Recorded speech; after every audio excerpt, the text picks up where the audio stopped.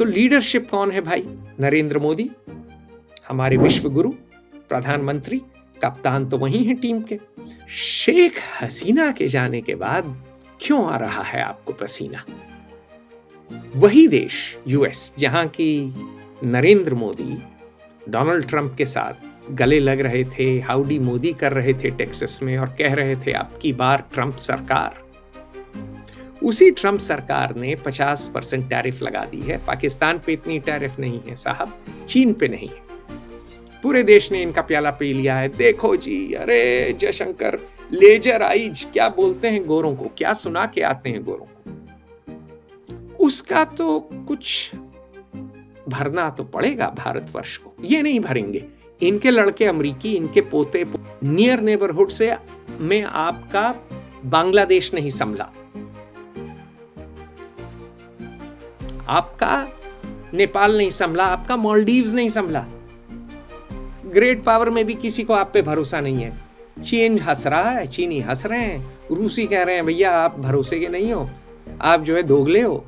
अमरीकी कह रहे हैं कि अच्छा आप जो है चतुर बनना या घोड़ा बनना हो कौन, ये बताओ। पहले मार्केट खोलो, हफ्ता निकालो। जो बहुत जीएसटी कलेक्ट किए हो, बड़ा सारे कॉन्ट्रैक्ट दे रहे हो तुम अपनी कंपनियों को, टाटा को, अंबानी को, अदानी को, जरा हमको भी दो। नमस्कार, फेयर ऑब्जर्वर हिंदी में आपका स्वागत है। आज मैं भारत की विदेश नीति पे बात करूंगा। भारत की विदेश नीति का हाल बेहाल क्यों है? भारतीय डिप्लोमेसी, इंडियन डिप्लोमेसी बुरे हाल क्यों है, फटे हाल क्यों है, कचड़े में, कूड़ेदान में क्यों है? तो ये बात मैं नहीं कह रहा हूं, ये बात भाजपा के नेता कह रहे हैं, ये बात कांग्रेस के नेता कह रहे हैं, ये बात आम आदमी के नेता कह रहे हैं, ये बात समाजवादी पार्टी के नेता कह रहे हैं, ये बात डीएमके के लोग कह रहे हैं, ये बात तृणमूल कांग्रेस के लोग कह रहे हैं, ये बात जनता जनार्दन भी कह रही है। तो बात क्या हो रही है? प्रारंभ हम तथ्य से करते हैं, टिप्पणी से पहले तथ्य से करते हैं, उसके बाद मैं आपको तर्क दूंगा।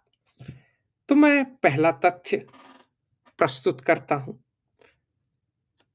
हमारा प्रयास, भारत का प्रयास कई दशकों से यह था कि पाकिस्तान के साथ हमें जोड़ा न जाए, पाकिस्तान को आइसोलेट किया जाए, पाकिस्तान को एक टेररिस्ट स्टेट करार किया जाए।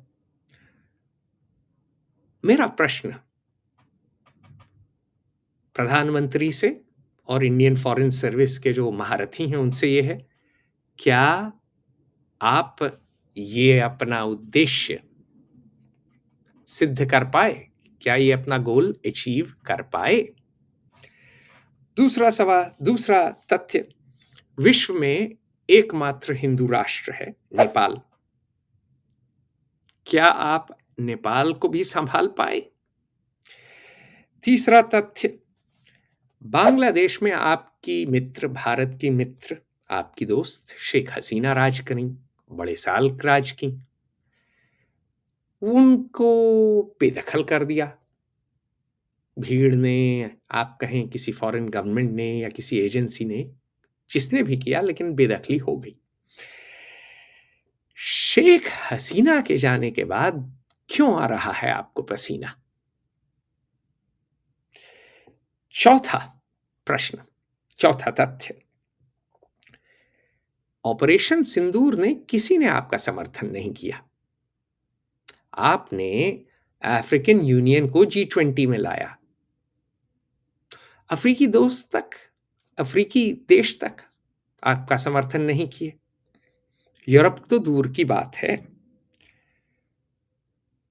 तो ऑपरेशन सिंदूर में आप अपनी के बाद या के समय और उसके बाद आप अपनी बात क्यों नहीं कह पाए? और जो इतना तमाशा किया था ना G20 का, नाच रहे थे, बल्ब बदल रहे थे, उसका कुछ फायदा, उसका कुछ लाभ भारत को क्यों नहीं मिला? पांचवा, यूएस से इंडिया की प्रेम कहानी चली है, काफी दिन से चली है, कह सकते हैं 91 के बाद चली है। अमेरिकी कंपनियां भारत में आई हैं, बहुत लोगों को रोजगार मिला है, बहुत इन्वेस्टमेंट आया है। ब्लैकस्टोन जैसी कंपनियां हैं भारत में, वॉलमार्ट भी है, बेच रहा है। तो वही देश यूएस, जहां की नरेंद्र मोदी डोनाल्ड ट्रंप के साथ गले लग रहे थे, हाउडी मोदी कर रहे थे टेक्सास में, और कह रहे थे अब की बार ट्रंप सरकार, उसी ट्रंप सरकार ने 50% टैरिफ लगा दी है। पाकिस्तान पे इतनी टैरिफ नहीं है साहब, चीन पे नहीं है। तो ये बताइए कि आपकी नरेंद्र मोदी की डोनाल्ड ट्रंप से प्रेम कहानी का क्या हुआ? यूएस इंडिया लव फेस्ट का क्या हुआ साहब? तो यही नहीं है, एक और तथ्य है। चलने से पहले यूएस इंडिया की जब बात ही कर रहे हैं, सर्गियो गौर ताशकेंत में पैदा हुआ, एक सोवियत रूस के जमाने का बच्चा, अब एम्बेसडर आ रहा है इंडिया, और साउथ और सेंट्रल एशियन अफेयर्स, साउथ और सेंट्रल एशियन अफेयर्स का ऑनवॉय भी आ रहा है। तो अब भारत को कहाँ, तो आप चाह रहे थे कि चीन के साथ आप बैठें, परमानेंट सिक्योरिटी काउंसिल के मेंबर बने, और कहाँ आपको बैठा दिया गया है उज्बेकिस्तान, तजिकिस्तान, अफगानिस्तान के साथ। आप उसी कुर्सी पे बैठे हैं जिस कुर्सी पे आपके अगल बगल जिन बैठा है पाकिस्तान, बांग्लादेश, अफगानिस्तान, उज्बेकिस्तान। ये तो हश्र भारत का 1998 में नहीं हुआ जब पोखरण हुआ। तो यथार्थ यह है कि हाल बेहाल है, और प्रश्न उठता है, तो तथ्य तो मैंने आपको दिए, अब तर्क की बात करते हैं। हाल बेहाल क्यों है? तो मैं तो 3 कारण देता हूं। पहला, लीडरशिप फेलियर। दूसरा, इंस्टीट्यूशनल कोलैप्स, आपका सिस्टम चरमरा के टूट चुका है। और तीसरा, कल्चरल फ्लॉस, कुछ सांस्कृतिक आप में त्रुटियां हैं, उससे भाग नहीं सकते। तो शुरुआत करते हैं लीडरशिप फेलियर से। तो देखिए, बाइबल पढ़िए, तो बाइबल में जिक्र आता है the 4 horseman of the apocalypse. अब एपोकलिप्स नाउ एक पिक्चर भी थी, और एपोकलिप्स जो आया है, इतना बुरा हाल इंडियन फॉरेन पॉलिसी में अरसे से नहीं आया था। शायद 80s में आया हो, बीच एक आध दफे शायद आ गया हो। गोवा जब ले लिया था भारत ने 1961 में, उसके बाद 62 में जो है चीन से लड़ाई में हमारी पिटाई हो गई, पर तब भी अमेरिका ने समर्थन किया।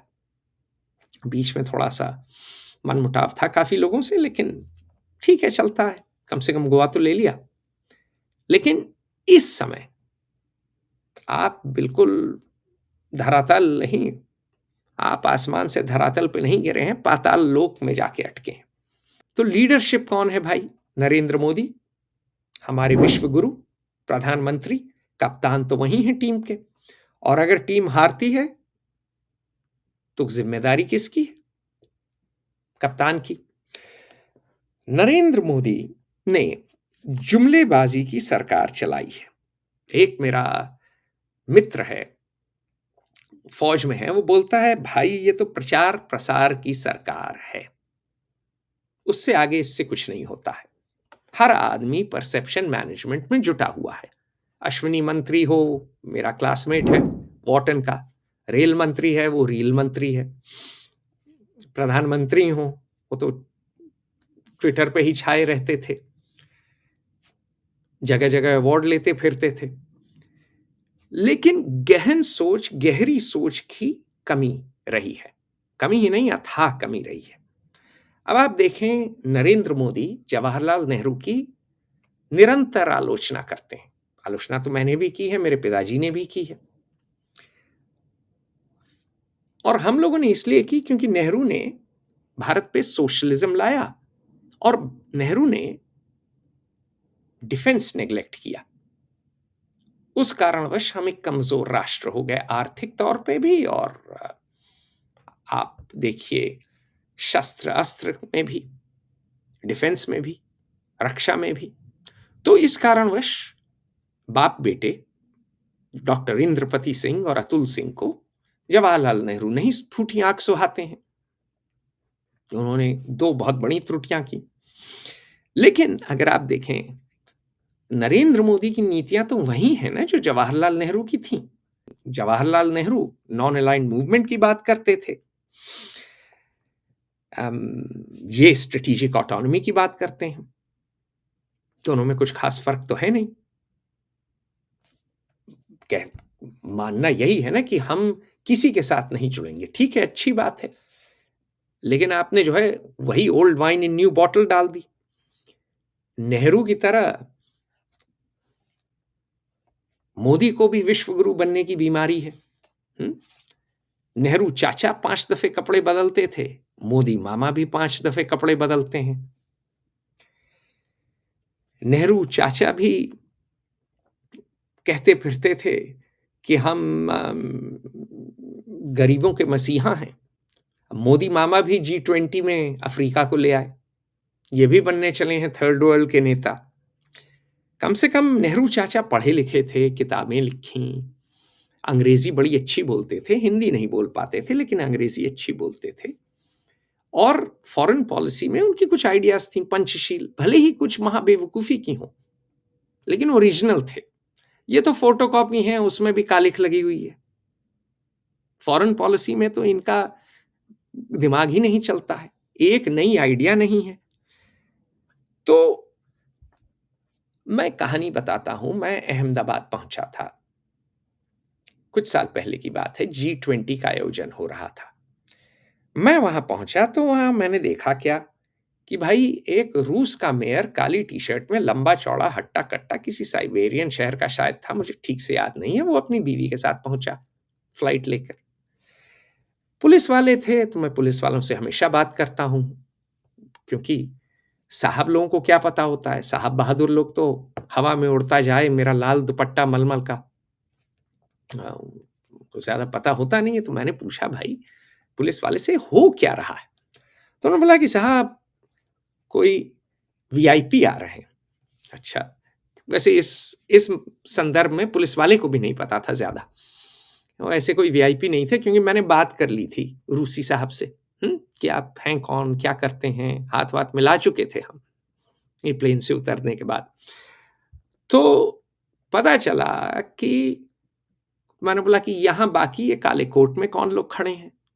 पता चला पूरी आईएएस की बारात थी, गुजरात का आईएएस काडर, सेक्रेटरी बाजा वाजा लेकर, बैंड बाजा लेकर, जैसे बारात लेकर आया हो, एक रूसी मेयर को रिसीव करने के लिए खड़ा था। तो G20 में आप चपरासी की तरह पेश आ रहे थे कि मतलब कोई मेयर भी आ गया तो भगवान हो गया क्योंकि गोरा है। तो ये जो हीन भाव का प्रदर्शन किया, कहीं गमले लगा दिए, कहीं बैंड बाजा कर दिया। मुझे एक जूनियर आईएएस ने स्वयं बताया है कि सर हमने कहीं 5,000 रुपए दिए एक प्लेट खाने के लिए, कहीं 7,000 दिए, कहीं 10,000 भी दिए। अब मुझे नहीं पता कि कितना सच है, क्योंकि मैंने अकाउंटिंग नहीं की है और ऑडिटिंग नहीं की है, कितना पैसा कहाँ खर्च हुआ। लेकिन ऑडिट होना तो जरूरी है कि भैया इतना पैसा आप खर्च कर रहे हो एक एक खाने पे, कि 10,000 रुपए या 5,000, माना 5,000 है, 5,000 रुपए की एक प्लेट 5 सितारा होटल में, एक एक लंच डिनर, इतने लोगों का आईएएस खा रहा है, आईएएस के बच्चे भी आ गए होंगे, 2-4 वीआईपी भी होंगे, उनको घुमाना, इतनी सिक्योरिटी, इतने लोग खड़े हैं, इतने पुलिस वाले। मोहल्ले में अगर आपका बटवा छिन जाए तो कोई नहीं खड़ा है, एफआईआर दर्ज कराने के लिए कोई नहीं मिलेगा, लेकिन उस दिन सारी पुलिस लगी हुई थी एयरपोर्ट पे। तो जो नौटंकी की ना, ठेठ नौटंकी, और ये विश्व गुरु की आइडिया रही होगी इसने मजाक बना दिया भारत का। इंडियन सोचे कि भैया G20 के हम प्रेसिडेंट हैं। भैया G20 की प्रेसिडेंसी हर साल बदलती है, कौन सी बड़ी बात है, की फर्क पैंदा है। लेकिन उसी को लेके नाचने लगे, बल्ब हिलाने लगे। तो इस तरह की फॉरेन पॉलिसी बेतुकी, बिना आइडियाज की, बिना बैलेस्ट, शिप में पहले बैलेस्ट रखता था कि जहाज उलट ना जाए, ये हमारे मोदी मामा ने की। तो ये पुअर मैंस जवाहरलाल नेहरू हैं। जवाहरलाल नेहरू की कम से कम आइडिया तो थी कि एंटी कॉलोनियल थे, एम्पायर हटाएंगे, पुरानी कॉलोनीज को हम चुनौती देंगे, केनिया की आजादी का समर्थन किया, चीन के साथ प्यार मोहब्बत करने की कोशिश की। वो अलग बात है चीन ने टपली मार दी, लेकिन कम से कम ओरिजिनल तो थे। बेवकूफ रहे हो लेकिन ओरिजिनल तो थे। ये तो परसेप्शन मैनेजमेंट, जुमलेबाजी, ट्विटर, बयानवीर इसी में रह गए। फॉरेन पॉलिसी का एफ नहीं पता इनको, पढ़े लिखे ही नहीं है। तो ये बहुत बड़ी दिक्कत है। और मजे की बात यह है कि इन्होंने अमेरिका के साथ काफी गलतियां की। पहली बात, लोग भूल जाते हैं, नरेंद्र मोदी को अमेरिका ने वीजा नहीं दिया था कई साल। मैंने उस पर लेख लिखा था, मैंने कहा था कि ये बात सही नहीं है। एक चीफ मिनिस्टर को आप, इलेक्टेड चीफ मिनिस्टर को आप वीजा नहीं दे रहे हैं और डिक्टेटर्स को दे रहे हैं, तो ये तो ठीक नहीं है ना, ये अच्छी बात नहीं है। बहुत कम लोग भारतवासी उन दिनों लिखते थे इन मुद्दों पे, मैंने स्वयं लिखा। ठीक, इनको जब ये प्रधानमंत्री बने तो ये आ गए तुरंत अमेरिका। इन्हीं का आदमी बैठ के गुजरात भवन में मुझसे बोला था कि मोदी जी बिल्कुल अमेरिका नहीं जाएंगे, मोदी जी बड़े स्वाभिमानी हैं, मोदी जी महान हैं, सर्वशक्तिमान हैं, बड़े बलवान हैं। पता चला पलटी खा गए 4 दिन में। फिर मैंने पूछा, गुरु क्या कह रहे थे? तो आज तक मुंह छुपाता फिरता है वो बंदा। अब मैं नाम नहीं लूंगा, आप समझ गए होंगे कौन किसकी बात कर रहा हूं। तो बाबूजी पहुंचे ये भागते दौड़ते। चलिए अच्छा है ओबामा के साथ अच्छी बनी, क्योंकि ओबामा एशिया पिवट करना चाहता था।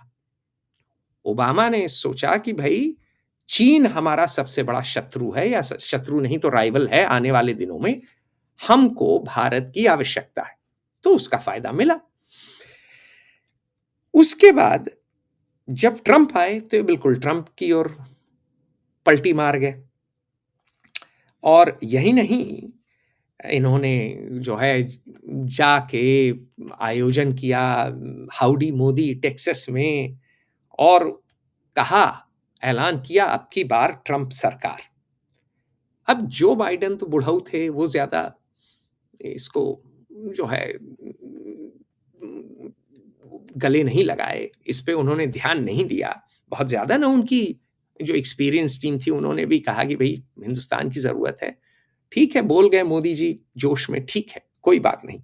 लेकिन जो जूनियर मेंबर थे बाइडेन टीम की, मुझसे स्वयं बात किया है लोगों ने, मुझसे स्वयं कितने लोगों ने प्रश्न किया है कि भाई ये क्या है? ये आपका डोनाल्ड ट्रंप है, डोनाल्ड ट्रंप हमारा फैशिस्ट है, ये आपका फैशिस्ट है। हिंदू फैशिस्ट इनको कहा गया। हर अखबार में उठा के देख लीजिए, न्यूयॉर्क टाइम्स में उठा के देख लीजिए, वॉशिंगटन पोस्ट में उठा के देख लीजिए, फॉरेन पॉलिसी में, फॉरेन अफेयर्स में, यहां तक वॉल स्ट्रीट जर्नल तक इनको नहीं बख्शा। तो जो कि राइट का पेपर है। और एक समय यह आया था कि इनको हिंदू सुप्रेमिसिस्ट कहा जाने लगा, जो कि व्हाइट सुप्रेमिसिस्ट से मेल खाता है। तो इनके डोनाल्ड ट्रंप के साथ चिपकने से जो यंग डेमोक्रेट्स थे वो तो बिल्कुल इनके खिलाफ हो गए। सीधी बात यह है कि किसी दूसरे देश की डोमेस्टिक पॉलिसी में इंटरफियर नहीं करना चाहिए, खासकर जब आपकी पर कैपिटा इनकम $2,500, $2,600, $2,700 है। आप गरीब देश हैं, औकात में रहिए। भूल गए अपनी औकात, नाचने लगे, बल्ब हिलाने की आदत है, बल्ब हिलाने लगे। चलिए, जो हुआ सो हुआ। जब जो बाइडेन प्रेसिडेंट बने तो रिश्ते नहीं बदले, क्योंकि उन्होंने कहा कि भाई चलता है। हालांकि इनको पसंद कोई डेमोक्रेट नहीं करता था। आप देख लीजिए बयान लोगों के, रो खन्ना के ही बयान देख लीजिए, जो कांग्रेसमैन है, भारतवासी है, सिलिकॉन वैली से। तो हुआ ये कि जब जो बाइडेन बने तो पता नहीं किसने इनको सलाह दी, उस पे बाद में आते हैं। इन्होंने समझा कि अब तो डोनाल्ड ट्रंप के खिलाफ इतने केस हैं, हम भी एनफोर्समेंट डायरेक्टरेट छोड़ देते हैं, ऑपोजिशन पे ऑपोजिशन चित हो जाती है। अब डोनाल्ड चित हो गए, तो इन्होंने अपने दोस्त डोनाल्ड को भुला दिया। ठीक, इन्होंने सोचा कि धूल धूसरित डोनाल्ड अब जेल की चक्की पीसेगा, शायद सोचा। राम जाने क्या सोचा है, तो मोदी जी जाने, मोदी मामा और उनका दिमाग। अब हुआ यह कि डोनाल्ड ट्रंप जीत गया। तब ये भागे भागे आए वॉशिंगटन डीसी और बिल्कुल लेट गए। ठीक है, जुमलेबाजी से तब भी बाज नहीं आए, बोले मागा प्लस मीगा इज मेगा। मागा क्या, मेक अमेरिका ग्रेट अगेन। मीगा क्या, मेक इंडिया ग्रेट अगेन। उससे क्या हुआ, मेगा बड़े हो गए। AI मतलब अमेरिका इंडिया। ये तो बेपैंदी के लोटे लोटे निकले। दोबारा बोलूंगा, बेपैंदी के लोटे। डेमोक्रेट से देख के बोले देखो ये तो थे ही हिंदू फैशिस्ट, उनको तो शुरू से ये पसंद नहीं थे। रिपब्लिकन बोले अरे कल तक तो हमको भूले हुए थे बाबू, प्यारे मोहन सहाय तुम कहां से आए, अब कहां से आ गए। अच्छा, जाके इलॉन मस्क के आगे लेट गए। आप लोगों ने पिक्चर देखी होगी, फोटो देखी होगी, एक ये बैठे हैं, दूसरी ओर इलॉन मस्क, एक और नैनी बैठी है इस ओर, और दूसरे ओर काले कोट में हमारे IAS IFS मंत्रीगण। जितने लोगों ने वो फोटो देखी, और उसके बच्चे खेल रहे हैं, जितने लोगों ने वो फोटो देखी हंस रहे थे। मेरा एक दोस्त है, यही है, और वो जो है पुराना खुर्राट है इंटेलिजेंस की दुनिया का। बोला क्या नौकरों की तरह पेश आ रहे हैं मोदी जी, हैं?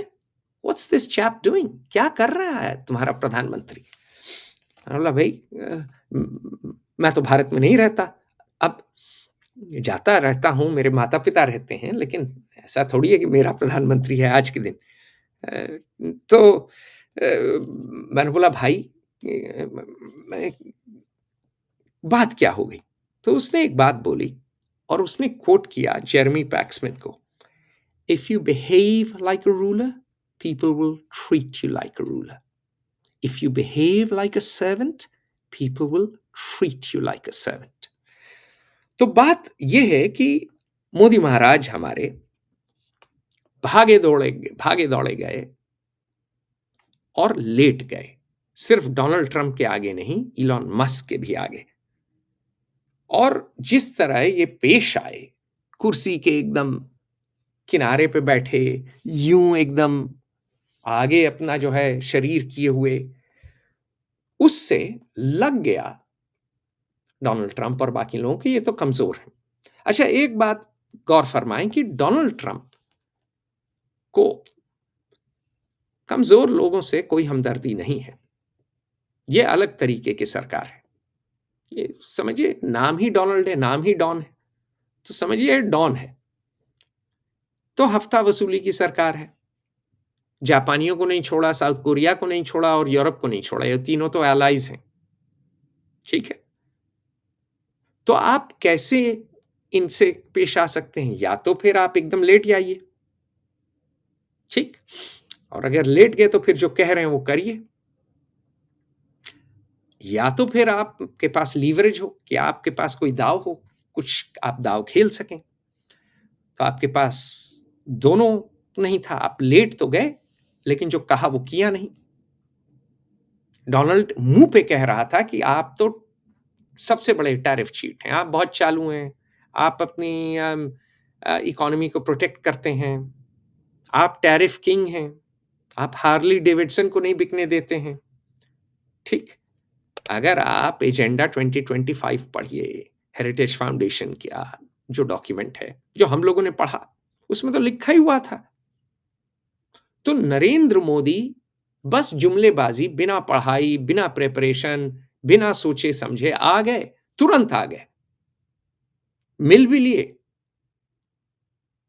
और लेट भी गए और कुछ मिला भी नहीं।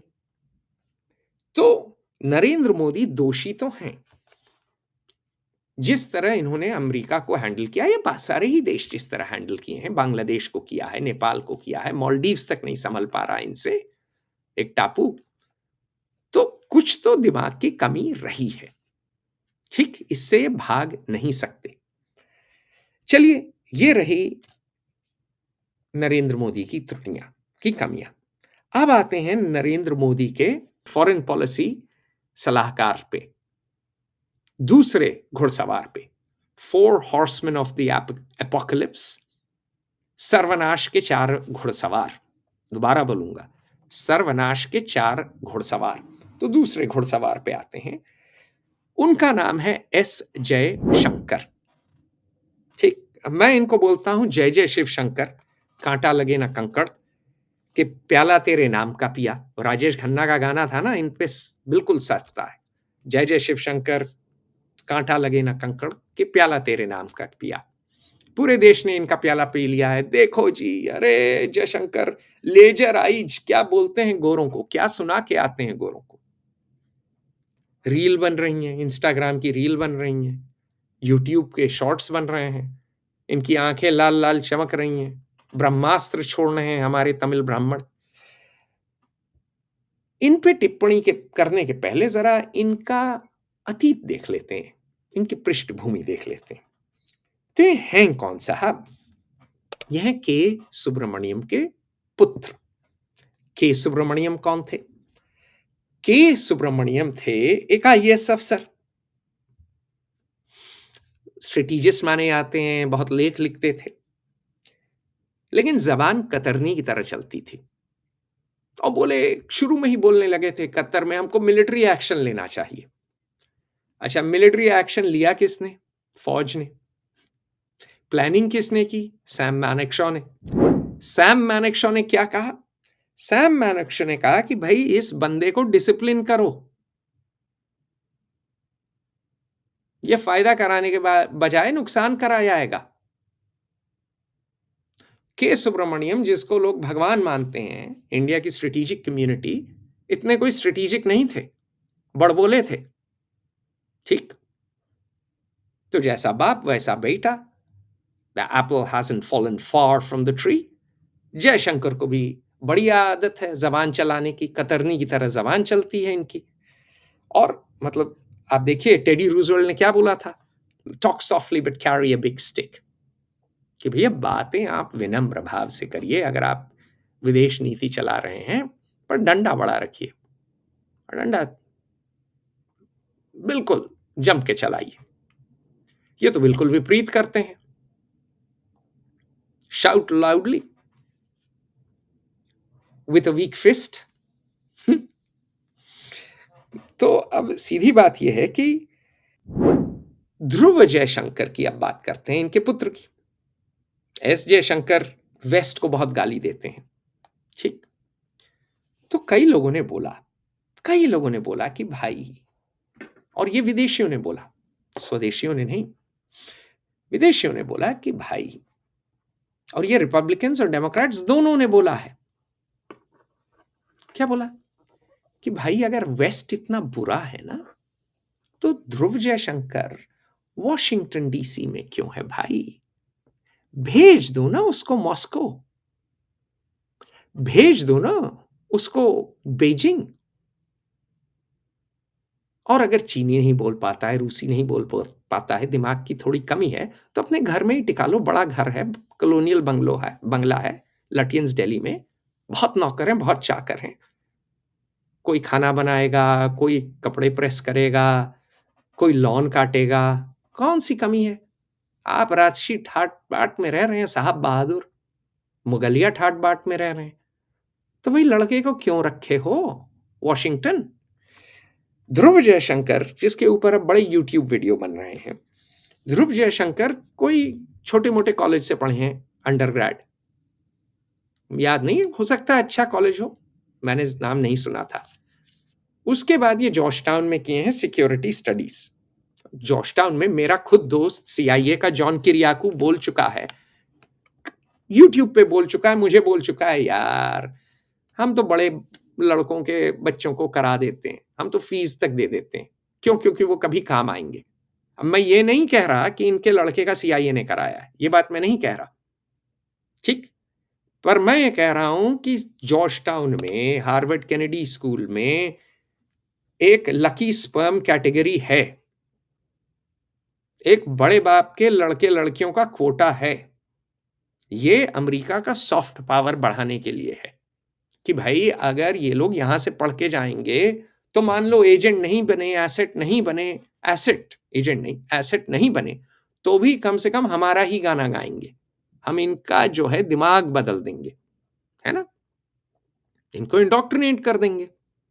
इस कारणवश एलिट्स का एडमिशन करते हैं ये अपने एलिट इंस्टीट्यूशन में, तो सबको पता है।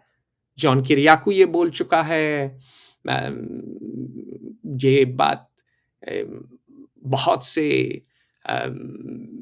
एकेडमिक्स बोल चुके हैं। जोसेफ नाई जिनको मैं जानता हूं, जो कि मेरे डोनर भी रह चुके हैं फेयर ऑब्जर्वर के लिए, जोसेफ नाई जिन्होंने सॉफ्ट पावर का कॉन्सेप्ट ही इजाद किया, वो भी यही बात करते हैं कि भाई हार्वर्ड और हॉलीवुड ही तो अमेरिका को उठाता है इमेज। तो ये गए हार्वर्ड नहीं गए, इनको जॉर्ज टाउन मिल गया, सेकंड कजिन जो है हार्वर्ड का, वहां इनको मिल गया। और जॉर्ज टाउन तो खैर इन्फेमस है। जॉर्ज टाउन में आप IFS हैं, आपके बच्चे का हो ही जाएगा। पुराने एम्बेसडर जो सरदार जी थे, या मैं उनका नाम भूल रहा हूं, जो चुनाव भी लड़े, उनकी भी बिटिया जॉर्ज टाउन गई। जॉर्ज टाउन का तो ओपन सीक्रेट है। तो और जॉर्ज टाउन में अच्छी तरह जानता हूं, क्योंकि मैं आज वीडियो रिकॉर्ड ही कर रहा हूं जॉर्ज टाउन से। तो सीधी बात यह है कि साहब कि ये लकी स्पर्म क्लब के मेंबर हैं और ये ORF में है, ऑब्जर्वर रिसर्च फाउंडेशन पे में, जिसकी फंडिंग आती है रिलायंस से। तो ये सारी सेटिंग तो भाई बाप ने ही कराई ना। तो अगर आप वेस्ट को इतनी गाली देते हो और आपका लड़का वेस्ट में रहता है, तो लोग कहते हैं यार जबान चुप रखो, जबान बंद करके रखो, जबान पे लगाम दो, क्या बरगला रहे हो। और एक और बहुत अहम बात है, ये खानदानी ब्यूरोक्रेट हैं जयशंकर। ट्रंप एडमिनिस्ट्रेशन में रिपब्लिकन जो हैं वो ब्यूरोक्रेट से चिढ़ते हैं। इस पे मैं आगे समझाऊंगा क्या चल रहा है वॉशिंगटन में। और ये जो खानदानी ब्यूरोक्रेट होते हैं, इनके बच्चे, इनका खुद का भाई तो अमेरिका में है, एस जयशंकर का भाई भी अमेरिका में है, एक भाई, और बेटा अमेरिका में है। तो ये बात जो क्रिटिसिज्म है वेस्ट की, ये वेस्ट को अब जो है खर रही है कि यार ये नहीं चलेगा, इस तरह आप जो है बरगला नहीं सकते। तो इन्होंने रिश्ते काफी बिगाड़े, और रिश्ते बिगड़े खासकर ट्रंप एडमिनिस्ट्रेशन के समय, क्योंकि ट्रंप एडमिनिस्ट्रेशन में क्रिस्टोफर रूपर शेल का आप पढ़ लीजिए आर्टिकल, उस पे अब बाद में मैं टिप्पणी करूंगा, वो टेक्सन है, कैपिटल हिल पे है। उसने बार बार कहा है कि यार ऐसा है कि आपके ब्यूरोक्रेट्स ने अपना मुल्क तबाह किया, अब आके हमारा मुल्क तबाह कर रहे हैं। सारे इनके नालायक लड़के यहां आ जाते हैं, जोहरान ममदानी जो कभी नाना IAS था, और ये हमको तबाह कर देंगे। तो अब जो रिपब्लिकन पार्टी है वो अपने ब्यूरोक्रेट्स को फायर कर रही है, अपने डिप्लोमेट्स को फायर कर रही है। वो एंटी ब्यूरोक्रेट है, एंटी सरकारी नौकर है, और आप सरकारी नौकर भेज रहे हो इनसे, बिजनेसमैन और इन्वेस्टर्स और ट्रेडर्स से डील करने के लिए। वो तो यही हो गया कि मान लो यूरोप में रिलीजियस वॉर चल रही है, ठीक, प्रोटेस्टेंट्स और कैथलिक्स एक दूसरे को मार रहे हैं। ये हुआ था 1618 से 1648, 30 साल ये लड़ाई चली थी। वेस्ट में चलती है बीच बीच में घमासान, यहां भी सिविल वॉर हुई थी 1861 से 1865, नॉर्दर्नर्स और सदर्नर्स के बीच। और जो है आप उस सिविल वॉर में, ठीक है, अरे प्रोटेस्टेंट से नेगोशिएट करने के लिए कैथलिक भेज रहे हो, आप एक ब्यूरोक्रेट भेज रहे हो नेगोशिएट करने के लिए एक बिजनेसमैन वाली पार्टी से, एक राइट की पार्टी से, जो कि ब्यूरोक्रेट्स को हिकारत की नजर से देखती है, और वो ब्यूरोक्रेट प्रवचन दिए जा रहा है, पंडिताई झाड़ रहा है। तो एस जयशंकर सेल्फ अवेयर तो है नहीं। इन्होंने, इनका काल चला, अच्छा चला, इनकी बनती थी डेमोक्रेट से, क्योंकि वो भी ब्यूरोक्रेट्स थे। लेकिन अब जो हैं, जो बिजनेस वाले हैं, जो ट्रेडर हैं, जो क्रिस्टोफर रोपरशेल है, जो सर्जियो गौर है, जो डोनाल्ड ट्रंप जूनियर हैं, ये सब तो बिजनेस वाले लोग हैं, धंधे वाले लोग हैं। इनको ब्यूरोक्रेट बिल्कुल नहीं पसंद है। उनको लगता है ब्यूरोक्रेट तो वो है जिसमें दम नहीं है, नहीं तो धंधा करता अपना। आप धंधे वाले आदमी को भेज रहे हो सरकारी नौकर, तो चौक और चीज। तो एक तो जयशंकर खुद अहंकारी, और सारे डिप्लोमेटिक सर्कल में ये लोग बोलते हैं। कितने एम्बेसडर मुझे मिले हैं कितने देशों के, जिन्होंने कहा है कि इतना अहंकार तो रावण का नहीं था यार, हवे में उड़ता है। एक एम्बेसडर ने मुझे कहा कि Jaishankar is up here and we are lesser mortals. You always get the feeling that he's looking down upon you from great heights. भाई सेंट स्टीवेंस के हैं, तमिल ब्राह्मण हैं, के सुब्रमण्यम के लड़के हैं, हालांकि केमिस्ट्री पढ़े थे सेंट स्टीवेंस से। असली स्टीफेनियन नहीं है ये तो, मतलब है नहीं है। तो जयशंकर जो है ने काफी कबाड़ा। एक तो पर्सनालिटी जो है सो है, दूसरा कालचक्र बदल गया और कालचक्र के चपेटे में आ गए। ठीक, तो जयशंकर भी एक घुड़सवार हैं। तीसरे घुड़सवार आपको आश्चर्य होगा, उनकी बड़ी वाहवाही होती है, वो असली स्टीफेनियन है। क्यों असली स्टीफेनियन है? क्योंकि स्टीवेंस के लोग अंग्रेजी धाएं धाएं बोलते हैं, अंग्रेजी ऐसे बोलते हैं जैसे कि पूछिए मत। पैदा ही हुए होते हैं वो जो है सूट बूट, क्योंकि हिंदी तो नौकरों की जबान है, तमिल नौकरों की जबान है, बंगाली नौकरों की जबान है। सेंट स्टीवेंस के तो भाई एलीट इंस्टीट्यूशन है ना, द कॉलेज। तो आप समझ गए होंगे इशारा मेरा। तीसरा घुड़सवार, सर्वनाश का तीसरा घुड़सवार है शशि थरूर। जीतेगा जरूर शशि थरूर। और शशि थरूर टैलेंटेड आदमी है, बड़े टैलेंटेड आदमी है, पार्लियामेंटेरियन है, एमपी हैं। यूएन में पहले पीआर शीआर करते थे, यूएन में कोई बड़ी चीज नहीं थे, तफरी मारते थे। हार्ट थ्रॉप थरूर थे, अप्सराओं के बीच रहते थे, सुनने में तो यही आया है। और अब जो हैं सेक्स सिंबल हैं इंडियन पार्लियामेंट के, इंडियन पॉलिटिक्स के। और शशि थरूर बोलते तो अच्छा है, इसमें तो कोई शक नहीं, आवाज बैरिटोन है, बिल्कुल फ्लुएंट हैं। ये आए पार्लियामेंट्री डेलीगेशन लेकर, और आए कहाँ ये? America, Washington DC. और नरेंद्र मोदी को, जैसे कि जवाहरलाल नेहरू को पसंद थे ऑक्सफोर्ड कैम्ब्रिज के लोग, लंदन स्कूल ऑफ इकोनॉमिक्स के लोग हैं। जैसे मैं हमेशा कहता हूं कि जयशंकर पे फिर 2 सेकंड बात करूंगा, कि जैसे नरेंद्र मोदी ने चुना जयशंकर को, जवाहरलाल नेहरू ने चुना वीके कृष्णा मेनन को। वीके कृष्णा मेनन को पढ़ाया हैरोल्ड लास्की ने, बोलते अच्छा थे, वर्ल्ड रिकॉर्ड है, घंटों तक स्पीच दिया था यूएन में उन्होंने कश्मीर पे, और पेलिकन बुक्स के फाउंडर थे, अंग्रेजी बड़ी अच्छी लिखते थे। एस जयशंकर सेंट स्टीवेंस में बेचारे सिर्फ केमिस्ट्री पढ़े हैं, तो he is a poor man's VK Krishna Menon. जैसे Narendra Modi is a poor man's Jawaharlal Nehru, ये S Jaishankar is a poor man's VK Krishna Menon.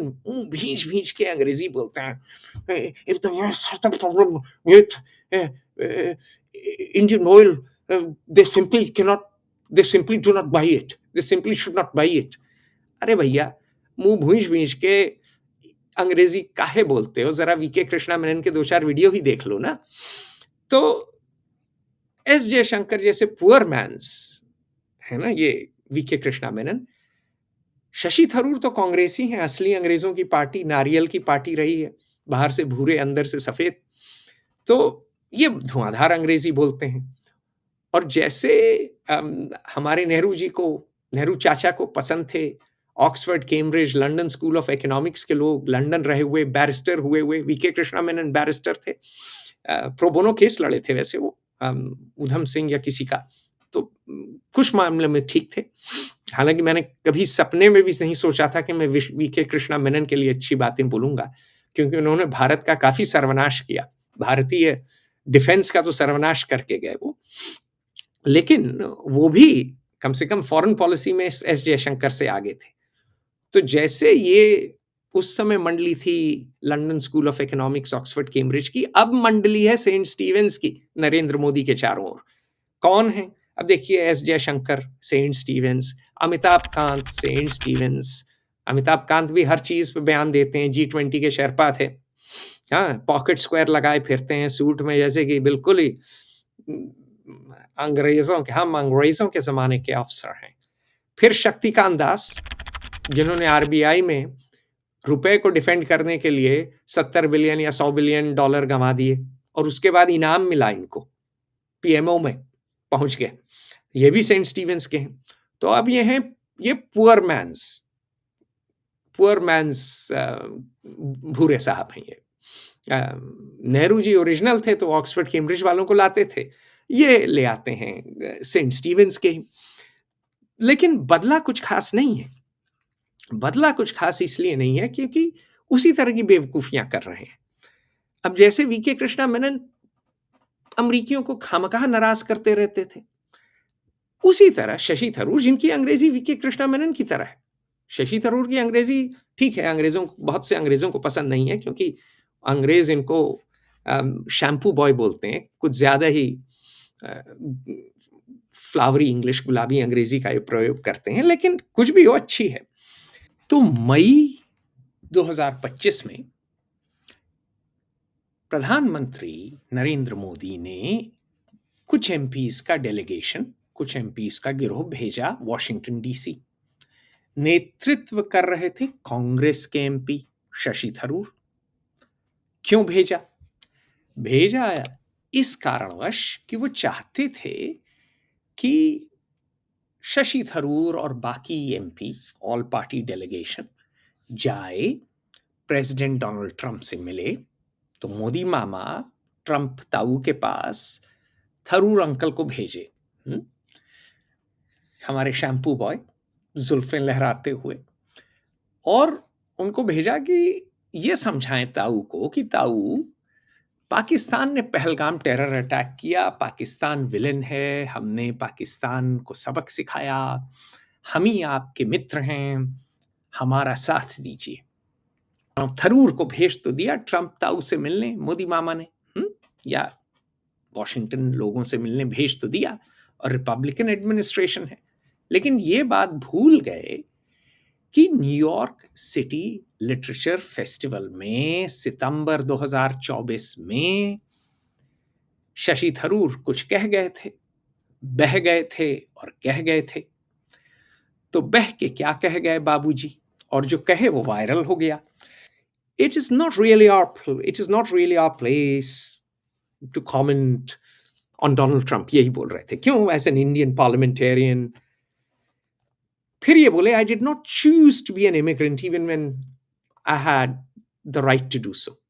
ठीक है, बोल गए, लोग सुने। और फिर बोले, I have interacted with 4 or 5 US presidents, George H.W. Bush, Bill Clinton, George W. Bush and Barack Obama। बहुत बड़ी बात है, आप बड़े आदमी हैं साहब, आप पुरुष ही नहीं, आप महापुरुष हैं, इसीलिए इतनी लड़कियां आप पे मरती हैं। तो ठीक है, लेकिन ये क्या बोल के गए डोनाल्ड ट्रंप के बारे में?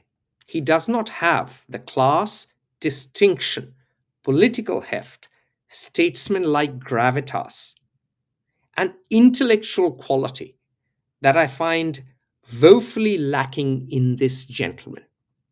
quote unquote, क्लास से जहां से मैंने शुरू किया ना, और जेंटलमैन, ये इन्हीं के शब्द हैं, देख लीजिए। अच्छा, इंस्टाग्राम पे लोग खुश, अरे वाह मास्टर स्ट्रोक, क्या बोल गए शशि जी, बहुत अच्छे। यूट्यूब पे लोग खुश, सब लोग ताली पीट रहे हैं, देखो जी शशि थरूर जीतेगा जरूर, शशि थरूर। बात यह है कि मेरे रिपब्लिकन दोस्त, रिपब्लिकन ही नहीं, डेमोक्रेट दोस्त, मेरे ही मीटअप पे आया Steve Forster national press club में। बोला यार, मतलब आप बोल रहे हो आप इमिग्रेंट नहीं बने हैं, आपके बच्चे कितने हैं, बच्चे किधर हैं? जरा आप जाइए और देखिए कनिष्क थरूर का प्रोफाइल पेज, वो डेप्यूटी एडिटर है फॉरेन अफेयर्स में, देख लीजिए उसका profile page.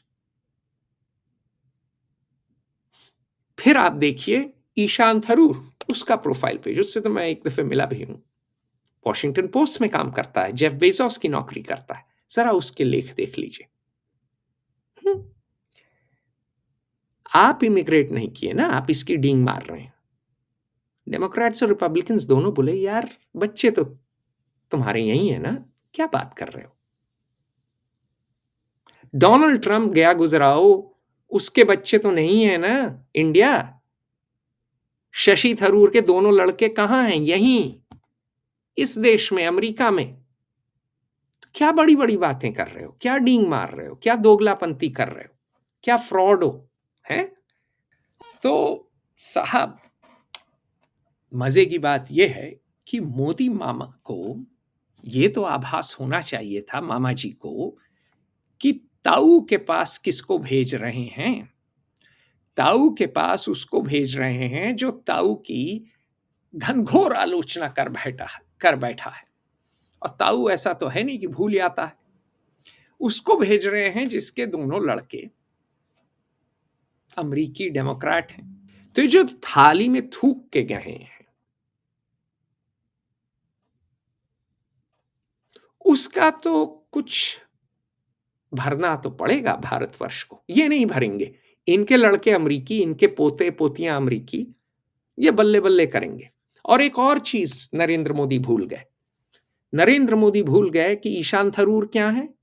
Democrat. Kanishka Tharoor क्या है? डेमोक्रेट। आज के दिन अमेरिका में 1861 के बाद सबसे ज्यादा विभाजन है। ये ग्लेन काल, मेरे सीआईए के सहलेखक, बार बार कह रहे हैं। ये बात बहुत से लोग कह रहे हैं। आज के दिन ये हाल है कि डेमोक्रेट और रिपब्लिकन एक दूसरे के साथ डेट पे नहीं जा रहे हैं। आप एक डेमोक्रेट को भेज रहे हैं, लेफ्ट लीनिंग शशि थरूर को, उसको जो कि आईवी लीग से है, जिससे इनकी चिढ़ी हुई है यहां पे, जिसका पैसा ये काट रहे हैं, हार्वर्ड से भिड़े हुए हैं, कोलंबिया को टाइट कर रहे हैं, हर आईवी लीग यूनिवर्सिटी पे चढ़े बैठे हैं। आप आईवी लीग के एलिटिस्ट डेमोक्रेट को भेज रहे हैं, एक मेट्रोसेक्सुअल आदमी को, एक माचो ग्रुप के साथ मिलने।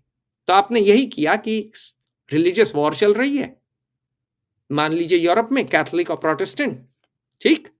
आपने प्रोटेस्टेंट दरबार में अपने, यहां एक कैथलिक आपको मिला, आपको सारे क्रिश्चियन एक लगे, अंग्रेजी बोलने वाले सब हैं, बड़ी धाए धाए अंग्रेजी बोलते हैं।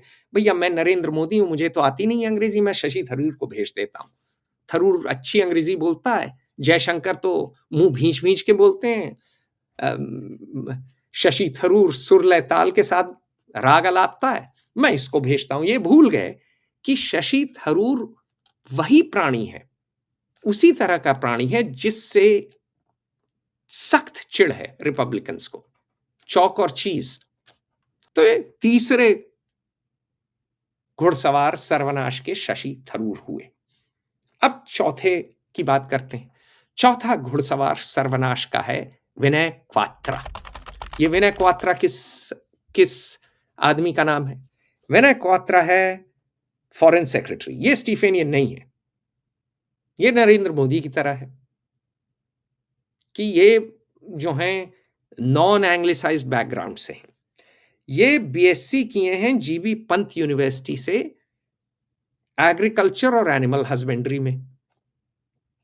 तो टेक्सन से तो इनकी बन जानी चाहिए, जहां ये टेक्सन जो हैं सांडों के साथ समय बिताएं, एक टोपी पहने, घूमे फिरें। लेकिन विनय क्वात्रा के साथ दिक्कत क्या है? न ये किसी से मिलते हैं, न ये किसी से जुलते हैं, मिलना जुलना किसी से नहीं। ये गिल थॉम्सन मेरा एक बड़ा करीबी इजरायली अमेरिकन दोस्त है, वो कैपिटल हिल में है, वो डेमोक्रेट है। वो बोलता है यार तुम्हारे डिप्लोमेट किधर हैं, आते ही नहीं है, आउटरीच ही नहीं है, कहाँ हैं, बात ही नहीं करते, मिलते जुलते ही नहीं है। उसके सैलून पे एक दफे मैं इंडियन एम्बेसी से किसी को लेके गया था, मात्र एक दफे। और जिसको लेके गया वो आईएफएस नहीं था, क्योंकि आईएफएस तो उस पर बाद में बात करेंगे। तो वो कहता है भाई आउटरीच तो शून्य है, एम्बेसडर किसी से नहीं मिलता है, बात नहीं करता है। अच्छा कभी कभार जब आता है बात करने, एक जगह एक दफे मैंने इनकी स्पीच सुनी, मैं टेबल पे बैठा था, तो इन्हें बोल सकते हैं, इन्हें लिख सकते हैं। जितने लोग टेबल पे बैठे थे बोले क्या बरगलाए जा रहे हैं यार, इनको बेसिक पब्लिक स्पीकिंग क्लास नहीं करवाई किसी ने। हालांकि यही बात जयशंकर के लिए बोली गई थी। जयशंकर जब आए थे लंदन, इनके बॉस, वापस जयशंकर पे बात चली गई, तो क्या हुआ था, क्योंकि मैं बात भूल गया। जयशंकर आए थे तो शाम को स्पीच दे रहे थे, तो दुरई स्वामी, विक्रम दुरई स्वामी, जो कि मेरे मित्र रहे हैं, मित्र नहीं कह सकता, जान पहचान अच्छी रही और अच्छे डिप्लोमेट हैं, कम से कम डायनामिक हैं, बोलते अच्छा हैं, रिस्पॉन्सिव हैं, लिख ठीक ठाक लेते हैं। वो भी स्टीफेनियन है वैसे, तो स्टीवन से सब लोग बुरे नहीं हैं। मेरे कई मित्र स्टीवन से हैं, मेरा खुद भाई सेंट स्टीवेंस का पढ़ा है, तो ऐसी बात नहीं है कि सारे स्टीवेंस दुष्ट दुराचारी व्यभिचारी हैं, सब शशि थरूर नहीं है।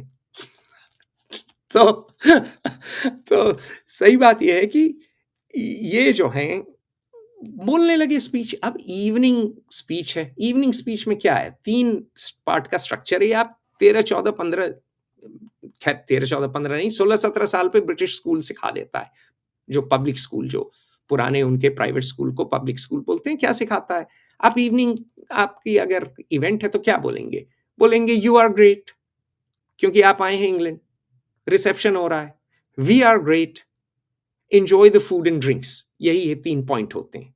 You're great, we are great, you know, we'll do well, we do great together, enjoy the food and drinks। अब ये चालू हो गए, ये किया, कद्दू में तीर मारा हमने, ये किया, मोदी जी ये कर रहे हैं, मोदी चालीसा जपने लगे। तो मेरा जो एक MI6 का मित्र मेरे बगल में खड़ा था, बोला यार ये चुप करो इसको यार, हाई स्कूल के बच्चे इससे अच्छी स्पीच दे देते हैं, क्या कर रहा है ये। मैंने बोला यार राग अलाप रहा है और क्या कर रहा है। तो उसने बोला ये ना, इनके लिए शब्द प्रयोग किया, बोला this pigeon chested midget should grow up। बात गौर फरमाइए, क्या इनकी इज्जत है। pigeon chested midget क्या मतलब, छाती एकदम कबूतर की, और मिजेट मतलब बौना, कबूतर की छाती वाला बौना चुप हो, मतलब ग्रो अप कर जाए, मतलब बड़ा हो जाए, थोड़ा दिमाग लगाए। तो ये जब हमारे जो है लेजर आइज के लिए कहा जाता है, विनय क्वात्रा के लिए लोग क्या कह रहे होंगे, आप कल्पना कर लीजिए। खैर यहाँ अमेरिका में उतना पब्लिक स्पीकिंग पे जोर नहीं है, लेकिन फिर भी टेबल पे जितनी महिलाएं बैठी थी और 2-3 शख्स भी थे, वो यही बोले कि यार क्या चले जा रहे हैं भाई, मुद्दे पे आओ ना, गुलाबी अंग्रेजी जलेबी लॉजिक क्या चला रहे हो। तो हमने इस समय जब यूएस इंडिया रिलेशंस बुरे हाल हैं, ऐसे आदमी को भेजा है जो न बोल पाता है न लिख पाता है, जो घर घुस्सू है, न किसी से मिलता है न किसी से जुलता है, न जा रहा है वो कैपिटल हिल आउटरीच बनाने, न वो ट्रंप एडमिनिस्ट्रेशन में किसी से रिश्ते बना रहा है, न वो डेमोक्रेट से रिश्ते बना रहा है, क्योंकि आज नहीं तो कल कालचक्र बदलेगा ना, डेमोक्रेट्स आएंगे। तो आपको रिश्ते सबसे बना के रखने हैं ना, आप तो एम्बेसडर हैं। आप इंडियन अमेरिकन कम्युनिटी के बाहर जा ही नहीं रहे हैं, उस घेटों के बाहर निकलते ही नहीं है, क्योंकि उस घेटों में सब आपको सरियाते हैं। अरे Vinay sir sir sir sir sir, आप महान हैं, सर्वशक्तिमान हैं, बलवान हैं, पुरुष ही नहीं महापुरुष हैं, और हैं आप बौने। तो विनय क्वात्रा जो हैं, इनसे संभल नहीं रहा है। ये फॉरेन सेक्रेटरी थे, बांग्लादेश की जिम्मेदारी किसकी थी, इनकी। बाबूजी से बांग्लादेश नहीं संभला, बाबूजी को कोई पता ही नहीं था, होशो हवास नहीं था क्या होने वाला है बांग्लादेश में। और उस ग्रोस इनकॉम्पिटेंस के लिए इनको पनिशमेंट के बजाय इनाम मिला। जैसे शक्तिकांत दास को ग्रोस इनकॉम्पिटेंस के लिए इनाम दिया, इनको भी इनाम दिया। रिटायरमेंट के बाद ये एम्बेसडर बने आ गए हैं। और अब जिस तरह ये बांग्लादेश गुड़गोबर किए थे, अब ये यूएस इंडिया रिलेशंस गुड़गोबर कर रहे हैं। ठीक है, तो ये जो चार हमारे महारथी हैं, ये चार सर्वनाश के घुड़सवार, ये फॉरेन पॉलिसी का भट्टा बैठा रहे हैं। ये इंडियन डिप्लोमेसी को गटर में डाल रहे हैं, कचड़े में डाल चुके हैं। अब मैं समझाता हूं कि क्या हो रहा है वॉशिंगटन डीसी में। और ये हम अप्रैल 2024 से समझा रहे हैं। बहुत से लोगों को ये बताया है, बहुत से नेताओं को बताया है, बहुत से बिजनेस लीडर्स को बताया है, कुछ ने सुना है, अधिकांश ने के कान पे जूं नहीं रहेंगी। देखिए, ट्रंप, सबको पता है, अमेरिका फर्स्ट पॉलिसी चला रहे हैं। कमजोर के लिए इनको कोई इज्जत नहीं है, न इज्जत है न रहम है। बयानबाजी से जयशंकर बाज नहीं आ रहे हैं। ट्रंप भी परफॉर्मेटिव पॉलिटिक्स कर रहे हैं। उनको बड़ा प्यार है ट्विटर पे कुछ बोल देना, हेडलाइन। उनको क्या है चाहिए? पहली चीज हेडलाइन, वाह भाई, हेडलाइन वाह भाई। दूसरी चीज चाहिए कि भाई पैसा। अमेरिका के लिए टैक्स इन्होंने कम किया है रईसों के लिए, तो भाई टैरिफ से, बाकियों से पैसा लेंगे। तीसरी चीज चाहिए इनको मार्केट एक्सेस इंडिया में। ठीक, बड़े क्लियर रहे हैं ये। पुराने एम्बेसडर यूएस के मैं मिला था केन जेस्टर से, यही रोना रो रहे थे कि यार इंडिया बड़ा प्रोटेक्शनिस्ट है, बहुत प्रोटेक्शनिस्ट है। आप हमको ट्रांजैक्शनल बोलते हो, आप हमसे 100 गुना ज्यादा ट्रांजैक्शनल हो। आप तो टैरिफ और नॉन टैरिफ बैरियर इतने लगा के बैठे हो। अभी वकील मिला था मुझे, बहुत बड़ी फर्म का, वो बोल रहा था यार 60% टैरिफ आप लगाए हुए हो मिल्क पाउडर पे, क्वालिटी कंट्रोल ऑर्डर निकाले फिरते हो। अगर एप्पल नहीं हो आप, अगर आप कोई भी ठीक साइज की भी अमेरिकन कंपनी हो, बिजनेस नहीं कर पा रहे हो, क्योंकि जीना हराम कर रखा है यही ब्यूरोक्रेट्स ने, कंप्लायंस राज और टैक्स टेररिज्म करके। अरे वॉलमार्ट के लोगों ने मुझसे बोला कि भाई बिजनेस करना बड़ा मुश्किल है, गौतम अदानी और मुकेश अंबानी को फेवर किया जाता है, हमें पीटा जाता है। तो ये शिकायत बहुत आई है ट्रंप एडमिनिस्ट्रेशन को, इसीलिए स्कॉट बेसेंट ने मुकेश अंबानी की ओर इशारा किया। तो हो क्या रहा है कि जयशंकर की बयानबाजी चल नहीं रही है, लोगों को उससे सुलग जा रही है कि क्या बयानबाजी कर रहे हो। अच्छा, एक और दूसरा बात यह है कि बयानबाजी एक और कर रहे हो, लेकिन अगर बयानबाजी कर रहे हो तो कथनी और करनी में फर्क नहीं होना चाहिए ना। कि आप कह रहे हो कि भैया मैं लड़ूंगा आपसे, तो भाई ठीक है, ताल ठोक के लड़ लेते हैं। लेकिन एक और आप बयानबाजी कर रहे हो, दूसरी ओर आपने कॉटन पे क्या किया? आपने कॉटन इंपोर्ट पे ड्यूटी सस्पेंड कर दी, साहब बहादुर ने, आपके नरेंद्र मोदी ने की, या जो है उनके साहब बहादुर लोगों ने की, लेकिन कर तो दी। ठीक, दूसरा आपने क्या काम किया है? गोल्डमैन सैक्स सोल बैंकर है स्टेक डाइल्यूशन के लिए 4 पब्लिक सेक्टर बैंक्स के लिए। उसमें से एक यूको बैंक है जिससे रूबल ट्रेड होता है, जिससे ईरान के साथ ट्रेड होता था यूएस सैंक्शन से बचने के लिए। उसका प्राइवेटाइजेशन, उसका स्टेक डाइल्यूशन करेगा गोल्डमैन सैक्स, जो कि अमेरिकी बैंक है। तो लखनऊ यूनिवर्सिटी में लोग कहते थे कि भाई दिन में भैया, रात में सैया, बहुत दिन नहीं चल पाता है, कभी ना कभी तो भेद खुल जाता है। मैं लखनऊ विश्वविद्यालय का हूं, मुझे वही जो है लग रहा है कि जो आप आम हो या इमली, आप चतुर हो या घोड़ा, आप हो कौन? आपकी फॉरेन पॉलिसी क्या होगी? आपको तो यही नहीं पता है कि आप जा कहां रहे हो, एम क्या है ना? आपने सीजफायर कबूल कर लिया। एयरफोर्स नहीं चाहती थी, इंडियन एयरफोर्स के 20 अफसरों से मैंने बात किया है, सब कहते थे कि सर हमको थोड़ा समय और चाहिए था, 72 घंटे और दे देते, कम से कम। आपने एयरफोर्स, इंडियन एयरफोर्स को बोला तुम तो भाई अग्निपथ वाले हो, अग्निवीर, तुम तो भाड़े के टट्टू हो। परमानेंट नौकरी रहेगी आईएएस की, वो रहेगा कॉलोनियल बंगलों में, जिस बंगले में गोरा साहब रहता था उसी में हर डीएम रहता है। पैसे कहां बचाएंगे हम? सिपाही जिसको गोली खानी है।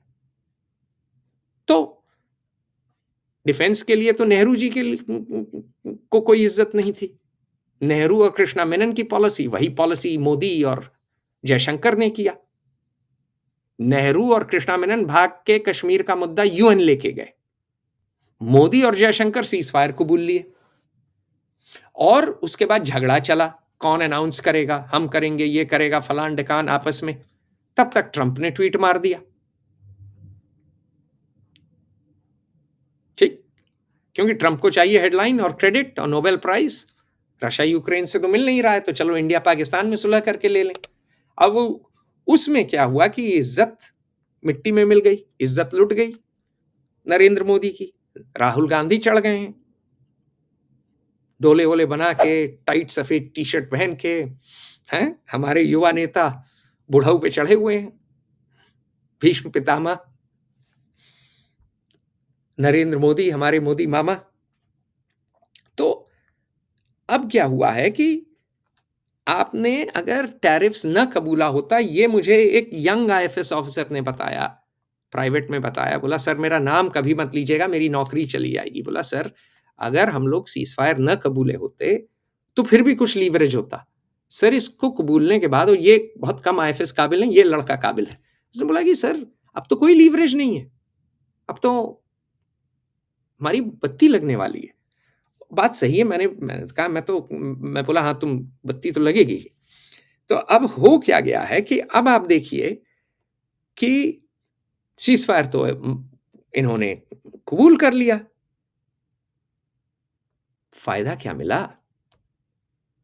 यूएस टैरिफ्स लगा रहा है, आप हटा रहे हैं। यूएस टैरिफ्स लगा रहा है, इंडिया हटा रहा है। इंडिया गोल्डमैन सैक्स को बिजनेस दे रहा है। 25 से 29 अगस्त यूएस नेगोशिएटर्स इंडिया आने वाले थे, अब नहीं आ रहे हैं।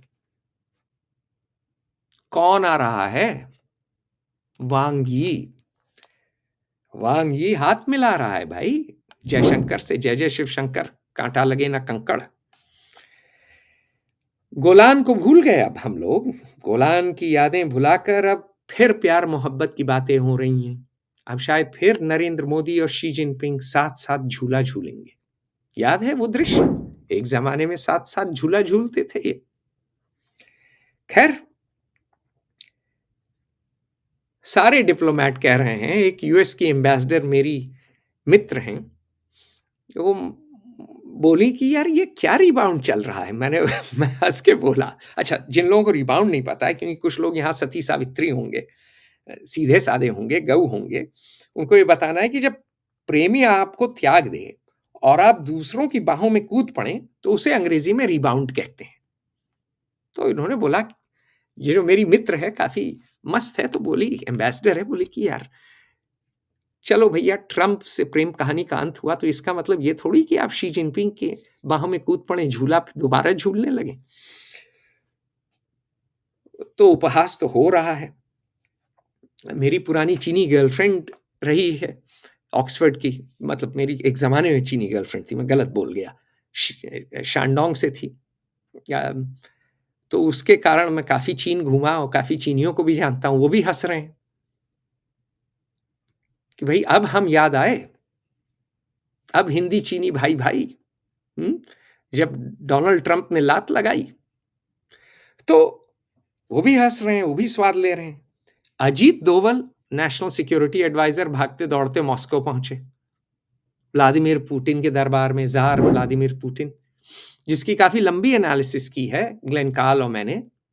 हमारा 2021 का आर्टिकल है, क्रिसमस के समय का, व्लादिमीर पुतिन्स लॉन्ग गेम, और वो काफी लोगों से इनपुट आया, रूसियों से भी आया। 15 लोगों ने इनपुट दिया था उस आर्टिकल पे। लंबा है, 3,500 शब्द का है, काफी लोग पढ़ते हैं वो कई यूनिवर्सिटीज में प्रोफेसर पढ़वाते हैं, CIA के लोगों को पढ़वाया जाता है, स्टेट के लोगों को पढ़वाया जाता है, लेकिन अपने आईएफएस नहीं पढ़ते क्योंकि बड़े लोग हैं भाई, बड़े लोग, बड़ी बातें। तो व्लादिमीर पुतिन के दर्शन करने गए हैं और रूस से प्यार जाग गया है दोबारा। लेकिन रूसी ये नहीं भूले हैं। मेरा एक दोस्त है सर्गी, वो 4-5 दिन पहले मिल गया था, तो सर्गी बोल रहा था, यार ये बताओ, तुम लोग अब दौड़े भागे आ रहे हो मॉस्को, हैं? तुमने 5th जनरेशन फाइटर एयरक्राफ्ट 2018 में जो हम लोग साथ साथ बना रहे थे सुखोई, उसको तुमने तिलांजलि दे दी। उसने कहा मुझसे कि यार तुम्हारा एस जयशंकर तो बड़ा प्रो अमेरिकन है, लड़का तो उसका वॉशिंगटन में रहता है। ठीक, तो रूसी तो नहीं भूले हैं ना, रूसी तो वैसे भी याद रखते हैं। तो रूसियों को कोई भरोसा नहीं है। तो यथार्थ ये है कि भारत का रिश्ता किसी ग्रेट पावर से अच्छा नहीं है, नियर नेबरहुड से तो है अच्छा नहीं। नियर नेबरहुड से में आपका बांग्लादेश नहीं संभला, आपका नेपाल नहीं संभला, आपका मालदीव्स नहीं संभला। ग्रेट पावर में भी किसी को आप पे भरोसा नहीं है। चीन हंस रहा है, चीनी हंस रहे हैं, रूसी कह रहे हैं भैया आप भरोसे के नहीं हो, आप जो है दोगले हो। अमरीकी कह रहे हैं कि अच्छा आप जो है चतुर बनना है या घोड़ा बनना हो, कौन ये बताओ, पहले मार्केट खोलो, हफ्ता निकालो। जो बहुत जीएसटी कलेक्ट किए हो, बड़ा सारे कॉन्ट्रैक्ट दे रहे हो तुम अपनी कंपनियों को, टाटा को, अंबानी को, अदानी को, जरा हमको भी दो, हमको भी मांगता है। क्योंकि आज के रॉबर्ट क्लाइव हैं डोनाल्ड ट्रंप, हफ्ता वसूली करना चाहते हैं। तो ये चल रहा है वॉशिंगटन में। अच्छा, भारत में क्या चल रहा है? Civil war. 2 खंबे थे, 2 पिलर्स थे, economic pillars, funding pillars Bhajpa सरकार के, मुकेश अंबानी, गौतम अदानी। अब वो दोनों खंबे आपस में ही जूझ रहे हैं। अफवाह तो यही है ना कि दोनों जो हैं एक दूसरे से भिड़ बैठे हैं, सिविल वॉर चल रही है। सुनने में आ रहा है अजीत डोभाल और एस जयशंकर एक दूसरे से भिड़ रहे हैं। अजीत डोभाल को लगता है कि हमारे लड़कों पे एस जयशंकर ने हाथ उठाया, आंख उठाई, तो अब हम इनके लड़के पे आंख उठाते हैं, हाथ उठाते हैं। तो सरकार के अंदर चल रही है सिविल वॉर। ये सारे ब्यूरोक्रेटिक खेल खेल रहे हैं। ठीक, परसेप्शन मैनेजमेंट फेल कर रहा है। हर आदमी बनाया जा रहा है इंस्टाग्राम वीडियो, उपहास उड़ा रहा है प्रधानमंत्री का। डोनाल्ड और मोदी मोटरसाइकिल पे हैं, डोनाल्ड पेंच खींच दे रहा है, ये जो है खाई की ओर जा रहे हैं और शी जिनपिंग बचा रहा है केप पहना हुआ सुपरमैन की तरह। जो 56 इंच की छाती वाली कहानी है वो अब बिक नहीं रही है। उस पर राहुल गांधी निरंतर प्रहार कर रहा है, छाती तो उसकी कैसे वैसे चौड़ी है। और लोगों को ये बात बार बार अखर रही है कि यार आप तो कह रहे हो कि आप भिड़ जाओगे और टैरिफ कम कर रहे हो, गोल्डमैन सैक्स को ला रहे हो, और आज के दिन तो हम समृद्ध हैं कहने को। 1971 में इंदिरा गांधी ने रिचर्ड निक्सन और हेनरी किसिंजर को चुनौती दी थी। 1998 में अटल बिहारी वाजपेयी और जसवंत सिंह ने बिल क्लिंटन से टक्कर ली थी। जसवंत सिंह को तो मैं बड़ी अच्छी तरह जानता था, उनका बड़ा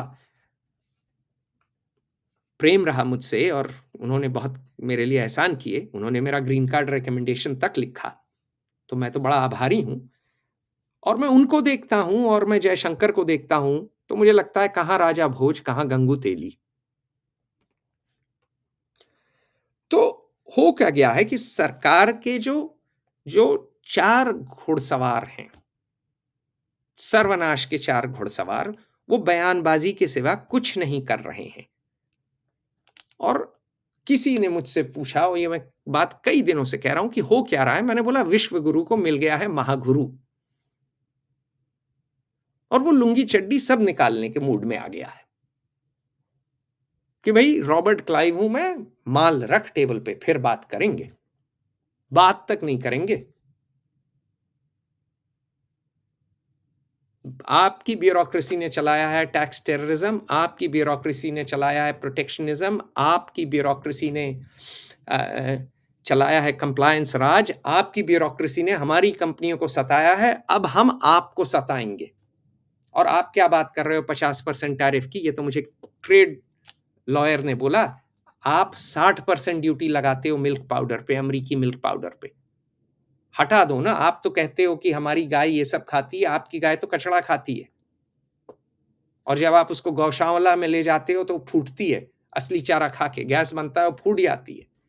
तो आपकी अगर मिडिल क्लास नहीं चाहती है खरीदना, तो उसको चॉइस दो ना। आपका आईएएस खुद अपने बच्चे को भेज रहा है यहां, उस पर बाद में आऊंगा, और बात कर रहा है कि हम अपने मार्केट को बचाएंगे। हैं? हमको स्वर्ग का रास्ता दिखा रहा है सबको, अपनी जनता को, अपने कंज्यूमर को, और अपने नर्क की ओर खिसक रहा है। तो अब, और ये याद रखिए, नरेंद्र मोदी ने ब्यूरोक्रेट्स की सरकार चलाई है। मैंने कहा था कि ये सनातन सोशलिज्म चला रहे हैं। डोनाल्ड ट्रंप की सरकार धंधे की सरकार है, और इनको सोशलिज्म से सख्त चिढ़ है। मुझे ग्लेन काल, रिटायर्ड सीआईए ऑफिसर, बोले कि आप कभी अपने प्रोटेक्शनिस्ट और सोशलिस्ट डीएनए से भाग नहीं पाए। उस पर अगली टिप्पणी करूंगा, लेकिन बात यह है कि आगे चल के टिप्पणी करूंगा। बात यह है कि आपका जो सोशलिस्ट ब्यूरोक्रेटिक लीडरशिप है, वो अब टकरा रहा है कैपिटलिस्ट रूथलेस लीडरशिप से। Scott Bessent, Howard Lutnick, Peter Navarro इत्यादि। अब देखते हैं किसमें कितना है दम। तो लीडरशिप फेलियर तो अथाह हुआ है, वो पहला कारण है फॉरेन पॉलिसी बेहाल होने का। अब आते हैं हम दूसरे कारण पे, इंस्टीट्यूशनल कोलैप्स, सिस्टम का चरमराना। तो अब बात करते हैं आईएफएस की, Indian foreign service. Indian foreign service की मैं ट्रेनिंग कई दफे करा चुका हूं, ठीक, तो मैं जानता हूं इन्हें। मैं खुद सिविल सर्विसेज में था, मैं तो आईपीएस में गया था, फिर ऑक्सफोर्ड चला गया, और ऑक्सफोर्ड के मेरे मित्र बहुत से ब्रिटिश डिप्लोमेट बने, और बहुत से मेरे मित्र डेनिश डिप्लोमेट हैं, ऑस्ट्रियन हैं, स्विस हैं। तो क्योंकि मैंने पढ़ी फिलॉसफी, पॉलिटिक्स, इकोनॉमिक्स, बहुत से लोग डिप्लोमेट बन जाते हैं, या नेता बन जाते हैं, या वकील, या फिर पत्रकार। ह्यूमैनिटीज की डिग्री है, मशहूर है काफी। तो मैं फिलॉसफी, पॉलिटिक्स एंड इकोनॉमिक्स भी किया, और डिबेटिंग भी किया, तो मुझे पता है कुछ थोड़ा बहुत। फेयर ऑब्जर्वर में 3000 लेखक हैं, बहुत पुराने एम्बेसडर हैं। तो आईएफएस बनता कौन है इंडिया में जिसको आईएएस नहीं मिला? भाई सबको पता है कि भाई अगर आप आईएएस बने, ठीक है, तो करोड़ों कमा सकते हैं। आप डीएम बनेंगे, लैंड इकोनॉमी सबसे इंपॉर्टेंट है पॉलिटिकल इकोनॉमी इंडिया की। आप बनाएंगे नोएडा डेवलपमेंट अथॉरिटी, जहां मेरे माँ बाप रहते हैं, जहां हजारों करोड़ का स्कैम हुआ है। ऑडिट रिपोर्ट है साहब, पढ़ लीजिए आप ऑनलाइन जाके, कोई एक्शन नहीं हुआ है किसी आईएएस के खिलाफ। तो अगर आप आईएएस हैं तो आप 1000 करोड़ के आदमी हो जाएंगे, 100 करोड़ के आदमी हो जाएंगे। आईएफएस हैं तो क्या चुराएंगे आप? वही चुरा लेंगे एंटरटेनमेंट अलाउंस, उससे आगे तो आप कर नहीं सकते। तो कोई नहीं चाहता है आज के दिन, इक्का दुक्का। हमारे बैच में एक प्रशांत अग्रवाल नाम का लड़का था, वही चाहता था आईएफएस। बाकी सब इसलिए आए थे क्योंकि मजबूरी का नाम महात्मा गांधी। आईएएस नहीं मिला तो आईएफएस हो गए। अच्छा, एग्जाम है सारी नौकरियों के लिए, ठीक, हर नौकरी की जरूरत अलग है, लेकिन आप सारी नौकरियों का एक परीक्षा लेते हैं, सिविल सर्विसेज एग्जाम। तो होता क्या है, जिसको दौड़ना नहीं आता वो आईपीएस बन जाता है, जिससे बोला नहीं जाता वो आईएफएस बन जाता है, विनय क्वात्रा एग्जिबिट ए। और जिसको गणित नहीं आता है वो इंडियन रेवेन्यू सर्विस में आ जाता है, वो आईआरएस बन जाता है। और फिर वो टैक्स टेररिज्म करता है, 10 ठो नोटिस भेजता है, आप भागते रहिए, नाचते रहिए आप।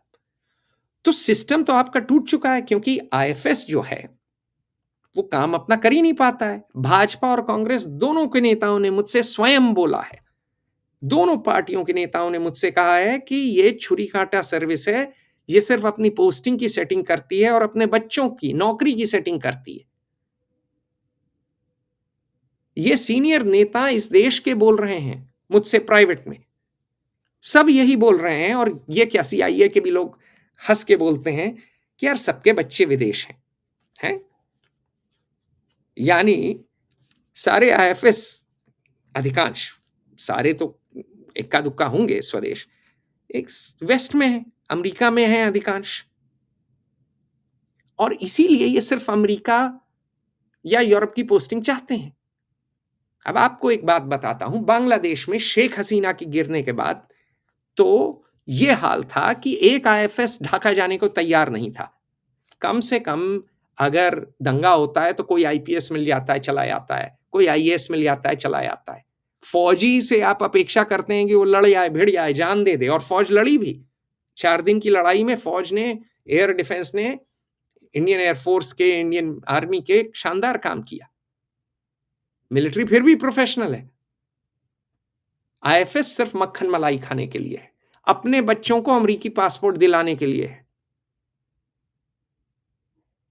ये फॉरेनर्स की सर्विस में है। अच्छा, और जो है, जो 3 चीजें होती हैं ना नौकरी किसी भी, मैं तो कल ही 3 इंटरव्यू लिया अमेरिकी बच्चों का, अप्लाई किए थे फेयर ऑब्जर्वर के लिए। एक कोलोराडो से, एक वर्जीनिया से, और एक किसी और स्टेट से, मैं भूल रहा हूं। लेकिन तीनों में हम क्या देखते हैं कि पहली चीज एटीट्यूड हो सही, काम करने का नशा हो। दूसरी चीज क्या हो, एप्टीट्यूड हो, कि काम कर सकें, कि अगर लिखने पढ़ने का काम है, लिखाई अच्छी हो, बोल अच्छा सकें। अगर दौड़ने का काम हो, दौड़ सकें, 5 किलोमीटर 20 मिनट के अंदर भाग लें, है ना। हमारे में दौड़ का नहीं है, लिखाई पढ़ाई का है। तो एटीट्यूड, एप्टीट्यूड। तीसरा अकाउंटेबिलिटी, कि भैया आप आ तो गए, लेकिन आने के बाद अगर टांग पसार के आप बैठे रहेंगे तो आपको तो निकालना पड़ेगा ना। एटीट्यूड है नहीं। एटीट्यूड सबका था आईएएस मिले, आईएफएस में, आज के दिन इक्का दुक्का को छोड़ के। एप्टीट्यूड कतई नहीं है, लिखना बोलना आता नहीं है, हर टीवी पे एम्बेसडर का टाइटल लगा के चौड़े बने फिरते हैं। और अकाउंटेबिलिटी तो शून्य है, किसी को यही नहीं पता कि आईएफएस करता क्या है। ये टूर गाइड बन गए नेताओं के, वीआईपी के टूर गाइड। अगर शशि थरूर आ रहे हैं तो शैंपेन चिल कर लीजिए, अगर जो है राम माधव आ रहे हो तो उनको जो है शाकाहारी चाय पकौड़ा अच्छा वाला या डोसा खिला दीजिए। राम माधव आरएसएस के नेता हैं। मतलब जो आ रहा है, भले ही ये आ रहे हो नहीं आ रहे हो, बात आप समझिए कि कोई डेलीगेशन आ रही है, आपका काम है टूर गाइड का, बंदोबस्त ड्यूटी का। ये मैं नहीं कह रहा हूं, ये पुराने एलबीएसएनए के डायरेक्टर बोलते हैं, और ये पुराने फॉरेन सर्विस इंस्टीट्यूट के डायरेक्टर मुझसे बोलते हैं, जो रिटायर हुए हैं। रिटायर होने के बाद लोगों की जबान पे लगाम नहीं रहती है ना, जबान पे ताला नहीं रहता है ना, लगाम तो रखते हैं वो पब्लिक में नहीं बोलते। अच्छा, और मैं आपको अपना तजुर्बा बताता हूं। मैं एक दफे ट्रेनिंग कराने गया, 36 ऑफिसर ट्रेनी थे, और आलीशान इनकी एकेडमी है, स्विमिंग पूल है, दिल्ली में है, जेएनयू के बगल में है, खाना मिलता है बढ़िया, नाश्ता मिलता है, बिल साहब बन गए ना, साहब बहादुर हैं ये। ठीक, 36 ऑफिसर ट्रेनी थे, 4 ने होमवर्क करके दिया। मैं कल्पना नहीं कर सकता कि जापान में कभी ऐसा होगा। जापान छोड़िए, वो तो फर्स्ट वर्ल्ड कंट्री है। रवांडा में ऐसा नहीं होता है। हमारे डिप्लोमेट अफ्रीकियों से गए गुजरे हैं, सारे अफ्रीकियों से नहीं, लेकिन कई अफ्रीकी देशों से, क्योंकि ये तो डिप्लोमेट बनना ही नहीं चाहते हैं। तो मैं तो UK diplomat, French diplomat, German diplomats की बात भी नहीं कर रहा। मेरी पुरानी इंटर्न हाना वुल्फ जर्मन डिप्लोमेट है, पेरिस में पोस्टेड है, 5 भाषाएं बोलती है, पीएचडी की है, बड़ी तेज है, तर्रार है। बस मतलब वो एक 10 इंडियन डिप्लोमेट से भारी बैठेगी। और बात मैं कह रहा हूं कि मैं तो कंपेयर ही नहीं कर रहा इनको हाना वुल्फ से। मैं कह रहा हूं कि भाई कम से कम जापानी जिनकी अंग्रेजी तंग है उनके 50% तक आ जाओ। रवांडा जहां सिविल वॉर हो रही थी उनके 50% तक आ जाओ। हाल बेहाल है, सिस्टम चरमरा के टूट चुका है और कोई बोलने वाला नहीं है कि टूट चुका है। गिल थॉमसन मुझे बोला, उसकी बात मैंने की थी, और क्रिस्टोफर रूपरशेल बोला, दोनों कैपिटल हिल पे हैं, एक डेमोक्रेट एक रिपब्लिकन, ठीक है, ये एक पार्टी की बात नहीं है, दोनों पार्टी की बात है। बोला यार तुम लोग कर क्या रहे हो, नदारत हो, कोई कल्चरल इवेंट नहीं करते हो, किसी को नहीं बुलाते हो कैपिटल हिल से, इंटरनेशनल योगा डे करते हो तो तमाशा होता है, इंडियन बसेस से आते हैं, धूप में करते हो, ऐसे टाइम करते हो कि कोई बिजी आदमी आ नहीं सकता, भीड़ इकट्ठा कर लेते हो इंडियंस की बस। अब क्या इंडियन एम्बेसी इंडियन अमेरिकन के लिए कि अमेरिका के लिए? दोबारा बोलूंगा, इंडियन एम्बेसी इंडियन अमेरिकन के लिए खोली हुई है कि अमेरिका के लिए? अच्छा, मैंगो फेस्टिवल अभी इन्होंने किया, जरा इनकी तस्वीरें देखिए, मैंगो फेस्टिवल कैसे किया इन्होंने। मैंगो फेस्टिवल किया 12 बजे दोपहरी से शुरू हुआ, 12 या 11, जब भी, बड़ा गर्म दिन था, उमस बड़ी थी, ठीक है। मैं पहुंचा कॉलम में कर्नन के साथ, मेरा मित्र है, बड़ा अच्छा आईपी लॉयर है, इंटेलेक्चुअल प्रॉपर्टी लॉयर है, आयरिश है, खाने का शौकीन है, हिंदुस्तानी खाने का शौकीन है, आम का शौकीन है। बाप उसके बड़े नामी गिरामी आयरिश डिप्लोमैट थे, जो कि शेमस हेनी जो नोबेल लॉरिएट हैं उनके मित्र थे। आज शेमस भी नहीं रहे, कॉलम के पिताजी भी नहीं रहे। कॉलम और मैं पहुंचे, इतनी लंबी कतार थी, इतना केओस था, और मतलब, और सिर्फ अधिकांश भारतवासी खड़े हुए कि हम डुपॉन्ट सर्कल से लौट आए, और डुपॉन्ट सर्कल क्या है, गोल चक्कर है, चारों ओर ट्रैफिक चलती है। आप गर्मी के दिन भरी दोपहरी आप मैंगो फेस्टिवल ऑर्गेनाइज कर रहे हैं। फ्रेंच करते हैं वाइन टेस्टिंग, चीज टेस्टिंग, डिनर्स, $100 का टिकट लेते हैं, और टिकट बिक जाते हैं, और बताते हैं कि ये चीज यहां से आई, इस रीजन से आई, ये जो है गोट चीज है, ये गाय की है, ये यहां बनी, ये रॉकफोर है, ये इसमें थोड़ा सा पेनिसिलिन होता है, इससे इम्यूनिटी बढ़ती है, ये इतने 100 साल से बनाई जा रही है। और मतलब वो, भाई फ्रांस को तो वैसे ही स्टाइल आती है। Les Français sont très élégants, sont très élégants,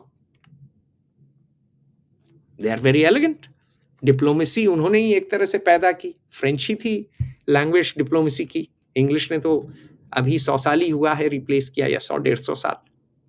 तो चलिए फ्रांस से कंपेयर नहीं करिए, ठीक है। आप मैंगो टेस्टिंग लेकिन आप भी कर सकते हैं, मेरे पिताजी को ले आए आप, वो बता देंगे कि ये हाफुस आम है, ये इतने 100 साल पहले शुरू हुआ, हाफुस की ये खूबी है, अल्फोंसो इसको इंग्लिश में कहते हैं, ये दशहरी है, मलिहाबाद में होता है, ये इतने 100 साल पहले बाग शुरू हुआ, लंगड़ा है बनारस के पास होता है, ये सफेदा है, मैं बहुत आम है, 100 तरह के, 500 तरह के, 1000 तरह के आम होंगे भाई, 100 से तो ऊपर हैं ही, हो सकता है 1000 से भी ऊपर तरह के आम हो।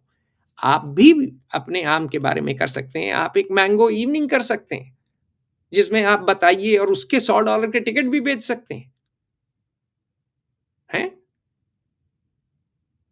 पैसा भी उस पे कमा सकते हैं, ग्लैमर भी ला सकते हैं। आप बीच बाजार, गोल चक्कर के बीच, मेला स्टाइल इवेंट भी किया और कबाड़ भी दिया, पैसा खर्च किया टैक्स पेयर का। जीएसटी जो आप भर रहे हैं ना, जो आप लोग सुन रहे हैं, जीएसटी और इनकम टैक्स, जो टैक्स टेररिज्म है, वो इस तरह काम आता है आपका, ठीक है। उसको अय्याशी से, बेरहमी से अफसर साहब बहादुर उड़ाता है, ठीक है।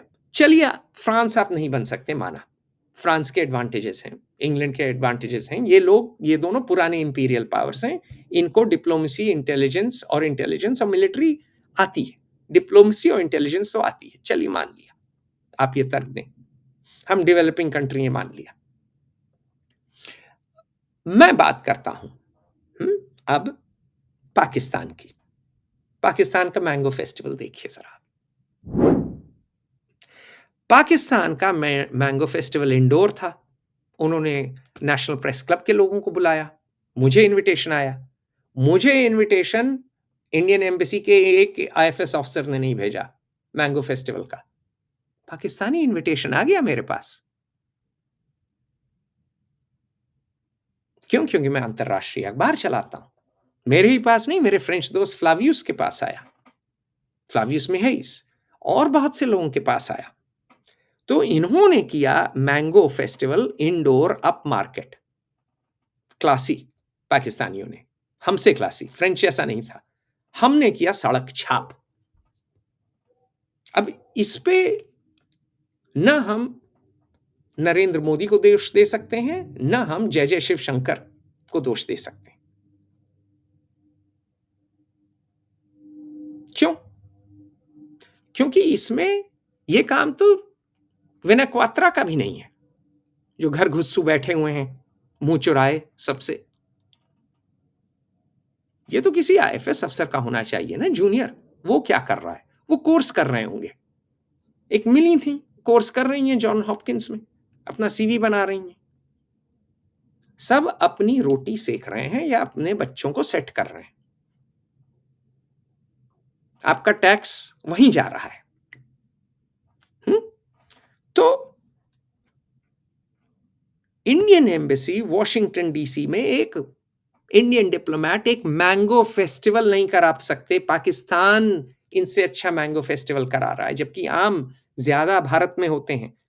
भाई, आपके पास गोवा है, हाफुस है, अल्फोंसो है, आपके पास लखनऊ है, मलिहाबादी दशहरी है, आपके पास बनारस का लंगड़ा है, आपके पास सफेदा है, चौसा है, बहुत आम है। आंध्र के आम हैं, तमिलनाडु के आम हैं, बंगाल के आम हैं। खैर, आप हर प्रांत के आम को बेच सकते हैं। आप जो हैं, आपके पास दुनिया में सबसे अच्छे आम होते हैं भारतवर्ष में, और आप आम नहीं बेच सकते अपना, आप मैंगो डिप्लोमेसी नहीं कर सकते। तो आप कर क्या सकते हैं? अरे, ताज होटल को ही अगर आपसे नहीं होता है, ताज होटल से करा दीजिए ना, उनको कॉन्ट्रैक्ट दे दीजिए कराने को। आपसे नहीं होता है, प्राइवेट सेक्टर को दे दीजिए ना। नहीं, लेकिन साहब बहादुर सब जानते हैं, सर्वज्ञानी है, सर्वगुण संपन्न है, यही करेंगे। चलिए, मैंगो फेस्टिवल बड़ी चीज नहीं है। अब आते हैं आसिम मुनीर पे। आसिम मुनीर 2 दफे वॉशिंगटन डीसी आ चुके हैं। दूसरी दफे आए वो फ्लोरिडा में स्पीच दिए। तो तथाकथित सूत्रों से पता चलता है कि भारत को धमका के गए, हिंदुस्तान को धमका के गए। हमने क्या किया? हमने प्रेस स्टेटमेंट थकासा दिया। मेरे बैचमेट हैं, मैंने उनसे पूछा आपने लिखा? बोले हाँ थोड़ा सा। मैंने बोला बहुत खराब है। खराब ही नहीं, निकृष्ट कोटि का है आपका स्टेटमेंट। दुखी हो गए होंगे वो, लेकिन बात यह है, आप देख लीजिए क्या स्टेटमेंट है। 12वीं के बच्चे इससे अच्छा लिख सकते हैं। मेरे भाई ने अभी लिंकलेटर्स में सीनियर पार्टनर है, किसी भारतीय लड़की को जॉब ऑफर दिया, वकील है, वो बड़ी अच्छी डिबेटर है, लेकिन वो जा रही है लिंकलेटर्स के लिए अप्लाई कर रही है, वो किसी अंग्रेज लॉ फर्म के लिए काम करने की ओर भाग रही है। वो इंडियन फॉरेन सर्विस नहीं आ रही है। इंडियन फॉरेन सर्विस के लोग उस स्तर की अंग्रेजी नहीं लिख पा रहे हैं, उस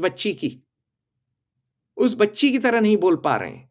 12वीं के टैलेंटेड बच्चे भारत के इससे अच्छा लिख देंगे। क्यों लिखा? 2 ही कारण हो सकते हैं, या तो इनकॉम्पिटेंट हैं या तो नेग्लिजेंट हैं। तीसरा तो कुछ हो नहीं सकता ना, या तीसरा दोनों है। तो देखिए, लिखाई पे तो जोर भारत में रहा नहीं, कंपेटिटिव एग्जाम पे जोर है, लेकिन आईएफएस एकेडमी का तो काम ही है ना अपनी बात कहना, अच्छी तरह लिखना। इनका आप न्यूज़लेटर देखिए, डिजाइन महाघटिया है। जयपुर, मैसूर, कोयंबतूर में इनसे अच्छी डिजाइन हो रही है आजकल, जबकि इनके पास सब कुछ है। स्विमिंग पूल है, जिम है, योगा है, बेरे हैं, लंच डिनर बड़ा अच्छा है। साहब बहादुर बड़े आनंद में रहते हैं दिल्ली में, जेएनयू के पेड़ों के आसपास। न्यूज़लेटर पे हमने फीडबैक भी दिया कि सुधार लीजिए। मुझे नहीं लगता आज तक सुधार आए। भाई, आपकी फॉरेन सर्विस एकेडमी का जो न्यूज़लेटर है, वो अगर किसी 7वीं 8वीं क्लास की कक्षा के बच्चे की तरह डिजाइन्ड है तो कौन आपको सीरियसली लेगा? अच्छा, और एक न्यूज़लेटर पे कौन दिखे मुझे? ध्रुव जयशंकर जूनियर। डब्लू ढकेल बोला करते थे मेरे पिताजी कि जिस बाप का लड़का बड़ा लायक ना हो लेकिन बाप उसको सेट कर दे, उसे डब्लू ढकेल कहते हैं। तो डब्लू ढकेल ध्रुवजय शंकर दिखे।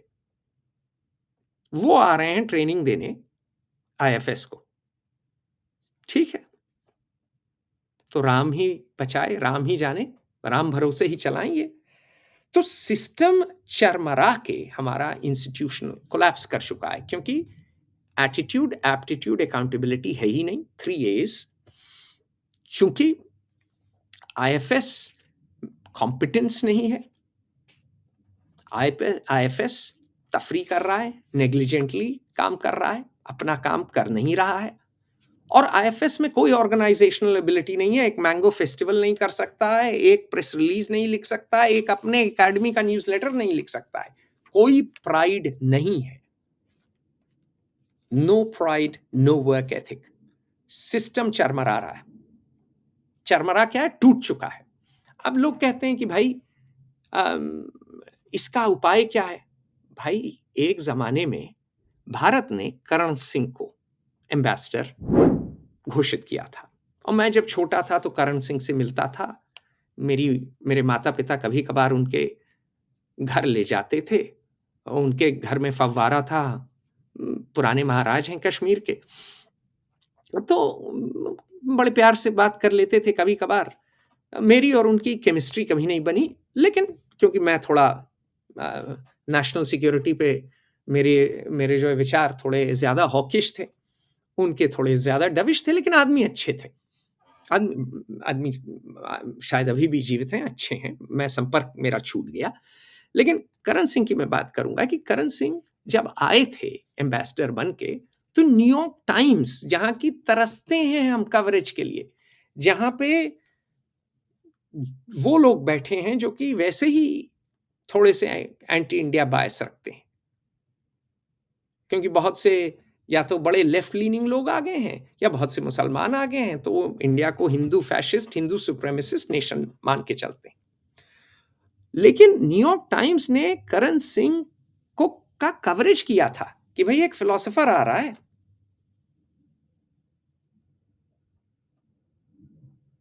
तो सीधी बात यह है कि आईएफएस लॉबी ने उल्लू बना रखा है नरेंद्र मोदी को। कहा है हम ही हैं, हम ही जानते हैं मास्टर स्ट्रोक, जियोपॉलिटिक्स हम ही जानते हैं, अंग्रेजी हम ही जानते हैं, फॉरेन पॉलिसी हमारे सिवा किसी को नहीं आता। और बात यह है कि अगर ये नटराजन चंद्रशेखरन को बना दें, जो टाटा सन्स के सीईओ रहे हैं, एन चंद्रशेखरन, नाम सही है? हाँ, बना दें, जिन्होंने कंपनियां चलाई हैं, खरीदी हैं, तो बड़ा अच्छा होगा, क्योंकि ये बिजनेस लीडर्स की सरकार है और ये चिढ़ते हैं ब्यूरोक्रेट से। और आप एक रिटायर्ड ब्यूरोक्रेट को भेज रहे हो। आप तो वही कर रहे हो कि मान लीजिए कि आपको पाकिस्तानी से बड़ी चिढ़ है, ठीक, और अमेरिका एक कट्टर पाकिस्तानी को आपके पास भेजे, पाकिस्तानी अमेरिकन को एम्बेसडर आपका बना के, आपके देश का एम्बेसडर बना के, आपको कैसा लगेगा? भाई, आइडियोलॉजिकल वॉर है। आप समझते नहीं हैं कि वेस्ट में और अमेरिका में स्मॉल गवर्नमेंट आइडियोलॉजी है। रोनाल्ड रेगन ने कहा था, get government off the backs of the people, है ना? रोनाल्ड रेगन कह के गए थे, I am from the government and I am here to help, मतलब कि उससे सतर्क रहो। ब्यूरोक्रेट को ये नीची निगाह से देखते हैं, निकृष्ट निगाह से देखते हैं, ठीक?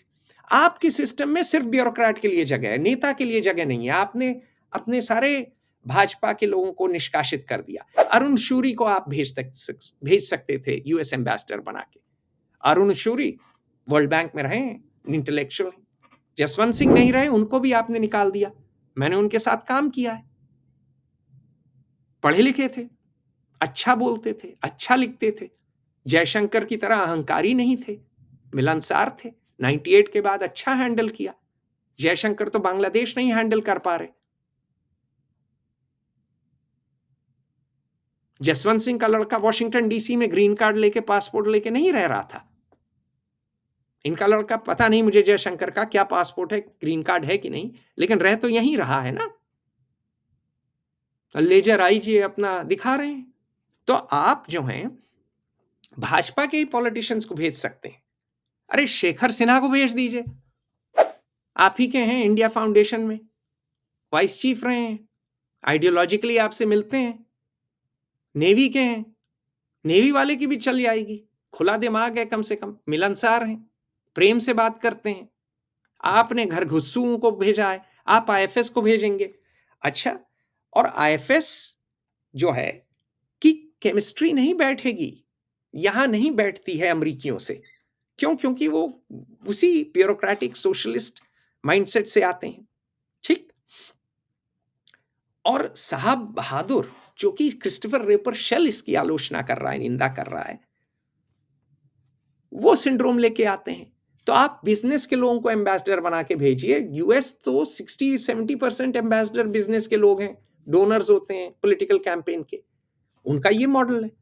आप रिलायंस इंडस्ट्री से किसी को उठा के भेज दीजिए, आप अदानी पोर्ट्स वाले किसी को भेज दीजिए, रिटायर जो किया है, इजराइल का एम्बेसडर बना के। इंडियन नेवी बहुत जगह जाती है, इंडियन नेवी के अफसर ज्यादा मिलनसार होते हैं ऑन एवरेज आईएफएस से। नेवी के कुछ लोगों को बना दीजिए एम्बेसडर, आर्मी के, एयरफोर्स के बना दीजिए, कुछ इंटेलेक्चुअल्स बना दीजिए जिनका भाव हो। अमिताभ घोष अच्छे लेखक हैं, उनको बना दीजिए अगर उनके पास इंडियन पासपोर्ट है। बहुत लोग हैं, टैलेंट की कमी नहीं है। आप एक प्रोसेस बनाइए ना कि इस तरह के लोग हैं, इस तरह का ये करेंगे, चयन कर लीजिए। आप जो है शशि थरूर को भी बना सकते हैं एम्बेसडर। यूके में चले आएंगे शशि थरूर, यूएस में नहीं चलेंगे, लेबर पार्टी के साथ चले आएंगे। वो व्हाइट गिल्ट पे जो है प्रे करेंगे और हीरो बने रहेंगे। तो आपके पास टैलेंट है, लेकिन आपने कसम खा रखी है कि आईएफएस, जिससे बोला ना जाए, जिससे लिखा ना जाए, जो एक मैंगो फेस्टिवल ना करा पाए, जो एक न्यूज़लेटर ना लिख पाए, और जो प्रेस रिलीज आसिम मुनीर के धमकी के बाद अनमने भाव से सब स्टैंडर्ड कचड़ानुमा प्रोड्यूस करे, उसी को आप रिवॉर्ड करेंगे। बांग्लादेश गंवाने के बाद विनय क्वात्रा को आप एम्बेसडर बना के यूएस भेजेंगे। ठीक है, चलिए। तो ये तो है सिस्टम कोलैप्स हो चुका है और आप उसी सिस्टम को चला रहे हैं। मैंने बहुत साल पहले कहा था, मुझे चुप कर दिया था। मैंने कहा था अमित शाह को कि आप रथ पे अब सवार हो गए हैं, लेकिन उस रथ में आपको रथ जो है चलाने वाले हैं आपके घोड़े और खच्चर, गधे और खच्चर, घोड़े नहीं हैं, गधे और खच्चर हैं। तो आप जो हैं, मेरा तात्पर्य ये नहीं था कि सारे हैं। अब विक्रम दोराईस्वामी तो अच्छे हैं, लेकिन अधिकांश लोग सर्विसेज में ना काम करते हैं, ना अकाउंटेबल हैं और अपनी रोटी गरम कर रहे हैं, अपनी पोस्टिंग और अपने बच्चों की सेटिंग, उससे आगे कुछ नहीं। और आप उन पे भरोसा कर रहे हैं। आप पॉलिटिकल पार्टीज पे नहीं कर रहे हैं भरोसा, आप नेता पे नहीं कर रहे हैं। नेता 100 आदमी से मिलता है। आप बिजनेस लीडर से नहीं कर रहे हैं जिसको सेल्स करनी पड़ती है। कितने बिजनेस लीडर हैं जो यूएस से बिजनेस किए हैं? मैंने तो एक नाम लिया ना, नटराजन चंद्रशेखरन टाटा के, क्योंकि वो मशहूर हैं। बहुत लोग हैं, आजिम प्रेमजी हैं, नारायण मूर्ति को ही भेज दीजिए ना, मूर्ति लाइब्रेरी उन्होंने हार्वर्ड को डोनेट की है। आनंद महिंद्रा को भेज दीजिए ना, उन्होंने भी हार्वर्ड को पैसा दिया है। नहीं, इन दोनों को मत भेजिए क्योंकि अभी डोनाल्ड ट्रंप की सरकार है, उल्टा टांग देंगे। मैं कह रहा हूं कि अगर डेमोक्रेट सरकार हो तो इनको भेज दीजिए, लेकिन ये कांग्रेस या बीजेपी की दिक्कत नहीं है, ये सिस्टम के कोलैप्स की दिक्कत है। और सिस्टम से मैं आता हूं कल्चरल फ्लॉस, कि इसकी परिकल्पना भारतवासी क्यों नहीं कर पाते हैं। कोई सवाल क्यों नहीं उठाता है कि विनय क्वात्रा घर घुस्सू, कोई काम नहीं कर रहा है, कैसे एम्बेसडर बना बैठा है? विनय क्वात्रा जो कि बांग्लादेश गंवा के गया, जो उस मिनिस्ट्री को चला रहा था जहां की कोई आईएफएस बांग्लादेश जाना नहीं चाहता था, वही सर्वे सर्वा है। कोई अकाउंटेबिलिटी है ही नहीं। तो उसका मेरे हिसाब से जो हमारी कल्चरल फ्लॉज हैं, उसके 3 कारण हैं। नंबर 1 व्यक्ति प्रधान मानसिकता, नंबर 2 संकीर्णता, अंग्रेजी में इंसुलैरिटी, और नंबर 3 नंबर 3 हीन भाव, प्रवचन और रोंगटापन। तो बात करते हैं अब क्या कल्चरल फ्लॉज है। एफओआई, जिसमें मैं पार्टनर हूं, जिसके सीनियर पार्टनर एक सीआईए के हैं, एक आरएडब्ल्यू के हैं, एक ग्लेन काल हैं, एक विक्रम सूद हैं, ठीक। जियोपॉलिटिकल रिस्क करता है कि एनालिसिस। हमने अप्रैल 2024 में रिपोर्ट लिखी कि टैरिफ्स भारत पे लगेंगी। हमने बहुत से बिजनेसेस को बोला, बहुत से फंड मैनेजर्स को बोला, पीएमओ को बोला, एमईए को बोला, आरएडब्ल्यू के लोगों को बोला, फौज के लोगों को बोला, प्रेस वालों को बोला, समाज के सारे तबकों को हमने बताया कि खतरे की घंटी है। क्यों हमने बताया? क्योंकि हमने डोनाल्ड ट्रंप की वेबसाइट पढ़ी, हमने उसकी स्पीचेस सुनी, हमने एजेंडा 2025 पढ़ा। हमको ये समझ में आ गया कि जब डोनाल्ड ट्रंप प्रेसिडेंट बनेगा तो इंडिया जो है ना, बड़े की प्रायोरिटी नीचे आएगी, डॉकेट में नीचे जब जाएगी फाइल। पहले आ जाएगा रशिया, यूक्रेन, चाइना, यूरोप, ये फिर आ जाएगा भाई हम डेमोक्रेट्स का क्या करें, हार्वर्ड को कैसे टाइट करें, फिर इंडिया मतलब रात के 11:55 पे 2 मिनट मिलेगा इंडिया को। तो इंडिया पॉलिसी कौन चलाएगा? हेरिटेज के लोग। तो हेरिटेज की रिपोर्ट में इंडिया और चाइना को साथ क्लब किया था। रिपोर्ट पढ़ लें आप। किसी ने पढ़ी नहीं, किसी ने अगर पढ़ी तो ध्यान भी नहीं दिया। तो हमें हर आदमी क्या बोला? भाई मोदी जी और ट्रंप जी की यारी है, नहीं लगेंगे टैरिफ्स। क्यों? क्योंकि हम पर्सनालिटी कल्ट वाले देश हैं। हम विश्वास करते हैं कि भाई अच्छा डीएम आ जाएगा, राज करेगा, जिला बढ़िया हो जाएगा। हम ये नहीं कहते कि हम अपना मेयर का चयन करेंगे। हम पर्सनालिटी में विश्वास करते हैं, प्रोसेस में नहीं। ठीक। मैं जापान गया था पिछले साल, और जापान में जनरल भी मिले, डिप्लोमेट भी मिले, और वो तैयारी कर रहे थे ट्रंप के आने की। वो ट्रंप 2.0 की तैयारी कर रहे थे। कई लोग कर रहे थे, प्रोसेस थी उनकी, वो पढ़ ली चुके थे। मैं जिससे मिलने जाता था वो एफओआई की रिपोर्ट पढ़ के रखा था। भारत में इक्का दुक्का लोगों को छोड़ के कोई वो रिपोर्ट नहीं पढ़ा हुआ होता था। सब राग अलापना चाहते थे, बतियाना चाहते थे।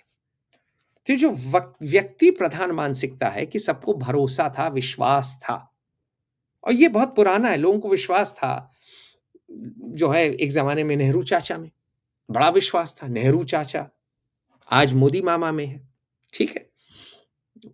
नेहरू चाचा के थे कृष्णा मेनन, मोदी मामा के हैं जयशंकर। बहुत से लोगों को ये विश्वास था कि भाई भारत बिल्कुल वर्ल्ड पावर है, कुछ हो ही नहीं सकता है। आज भी वही विश्वास है। तो वो जो पर्सनैलिटी कल्ट के कारण भारतीय समाज प्रश्न नहीं उठाता है कि भाई हम अपना सिस्टम कैसे ठीक करें, सिस्टम में रिफॉर्म कैसे लाएं। हमारा डिफॉल्ट सेटिंग क्या है कि भाई हम मोदी आए हैं सब ठीक कर देंगे, नेहरू जी आए हैं सब चंगा हो जाएगा। तो जो व्यक्ति प्रधान मानसिकता है वो हर पार्टी में है बात, और ये बड़ी हानिकारक है समाज के लिए। दूसरी हमारी बहुत बड़ी गलती है संकीर्णता, कि हम ट्विटर में ही घुए रहेंगे। ट्विटर में कौन बोल रहा है, क्या बोल रहा है अपने ही देश में, और ट्विटर अमेरिकी प्लेटफॉर्म है, इलॉन मस्क मालिक है, उसी पे हर आदमी नाच रहा है। लेकिन हम उसी के एल्गोरिथम में फंसे हुए हैं। हम हमारा आईएफएस कस्टमर सेंट्रिक नहीं हो पाता, हमारे लोग नहीं हो पाते, हम जो हैं पढ़ते नहीं हैं बाहर वाले क्या कर रहे हैं, उन पे नजर नहीं रखते। खैर, हर बड़े देश के साथ इंसुलैरिटी की दिक्कत है, अमेरिका के साथ भी है, लेकिन हमारे साथ कुछ ज्यादा है। और हम जो हैं एक रफ नेबरहुड में हैं। तो पाकिस्तान क्या कर रहा है हमको पता होना चाहिए, चीन में क्या हो रहा है पता होना चाहिए, बांग्लादेश में क्या हो रहा है पता होना चाहिए। लेकिन हम लोग संकीर्णता की वजह से सवाल नहीं उठाते हैं, एग्जाम मंकी हैं कि भैया बच्चे को भेज दो कोटा, कोटा में आईआईटी हो जाएगा, आईआईटी के बाद आएगा बेरसराई, कोचिंग करेगा, आईएएस हो जाएगा। हर आदमी उसी संकीर्णता में, जैसे टांगे में घोड़े होते हैं और उनके जो है आंखों के पे बंधी लगी होती है एक पट्टी उनके बगल में, हम उसी तरह भाग रहे हैं। दुनिया कैसी चल रही है नहीं पता। और इस बात पे बाकी लोग टिप्पणी करते हैं, ठीक। तीसरी चीज है हीन भाव, प्रवचन और रोंटेपन की आदत। तो इसमें क्या है भाई कि अब आप देखिए कि हीन भाव कैसे है कि हर आदमी चाहता क्या है। बड़े आदमी कब आप हो गए? बड़े आदमी हो गए आप कि अगर आपको अवार्ड मिल गया विदेश से। बड़े आदमी हो गए आप कि अगर आप ऑक्सफोर्ड पहुंच गए या हार्वर्ड पहुंच गए, आजकल हार्वर्ड है। बड़े आदमी हो गए अगर गोरे आदमी ने कह दिया आप बड़े आदमी हो। हीन भाव इतना है कि गोरे आदमी को देखकर लेट जाते हैं हम लोग आज भी।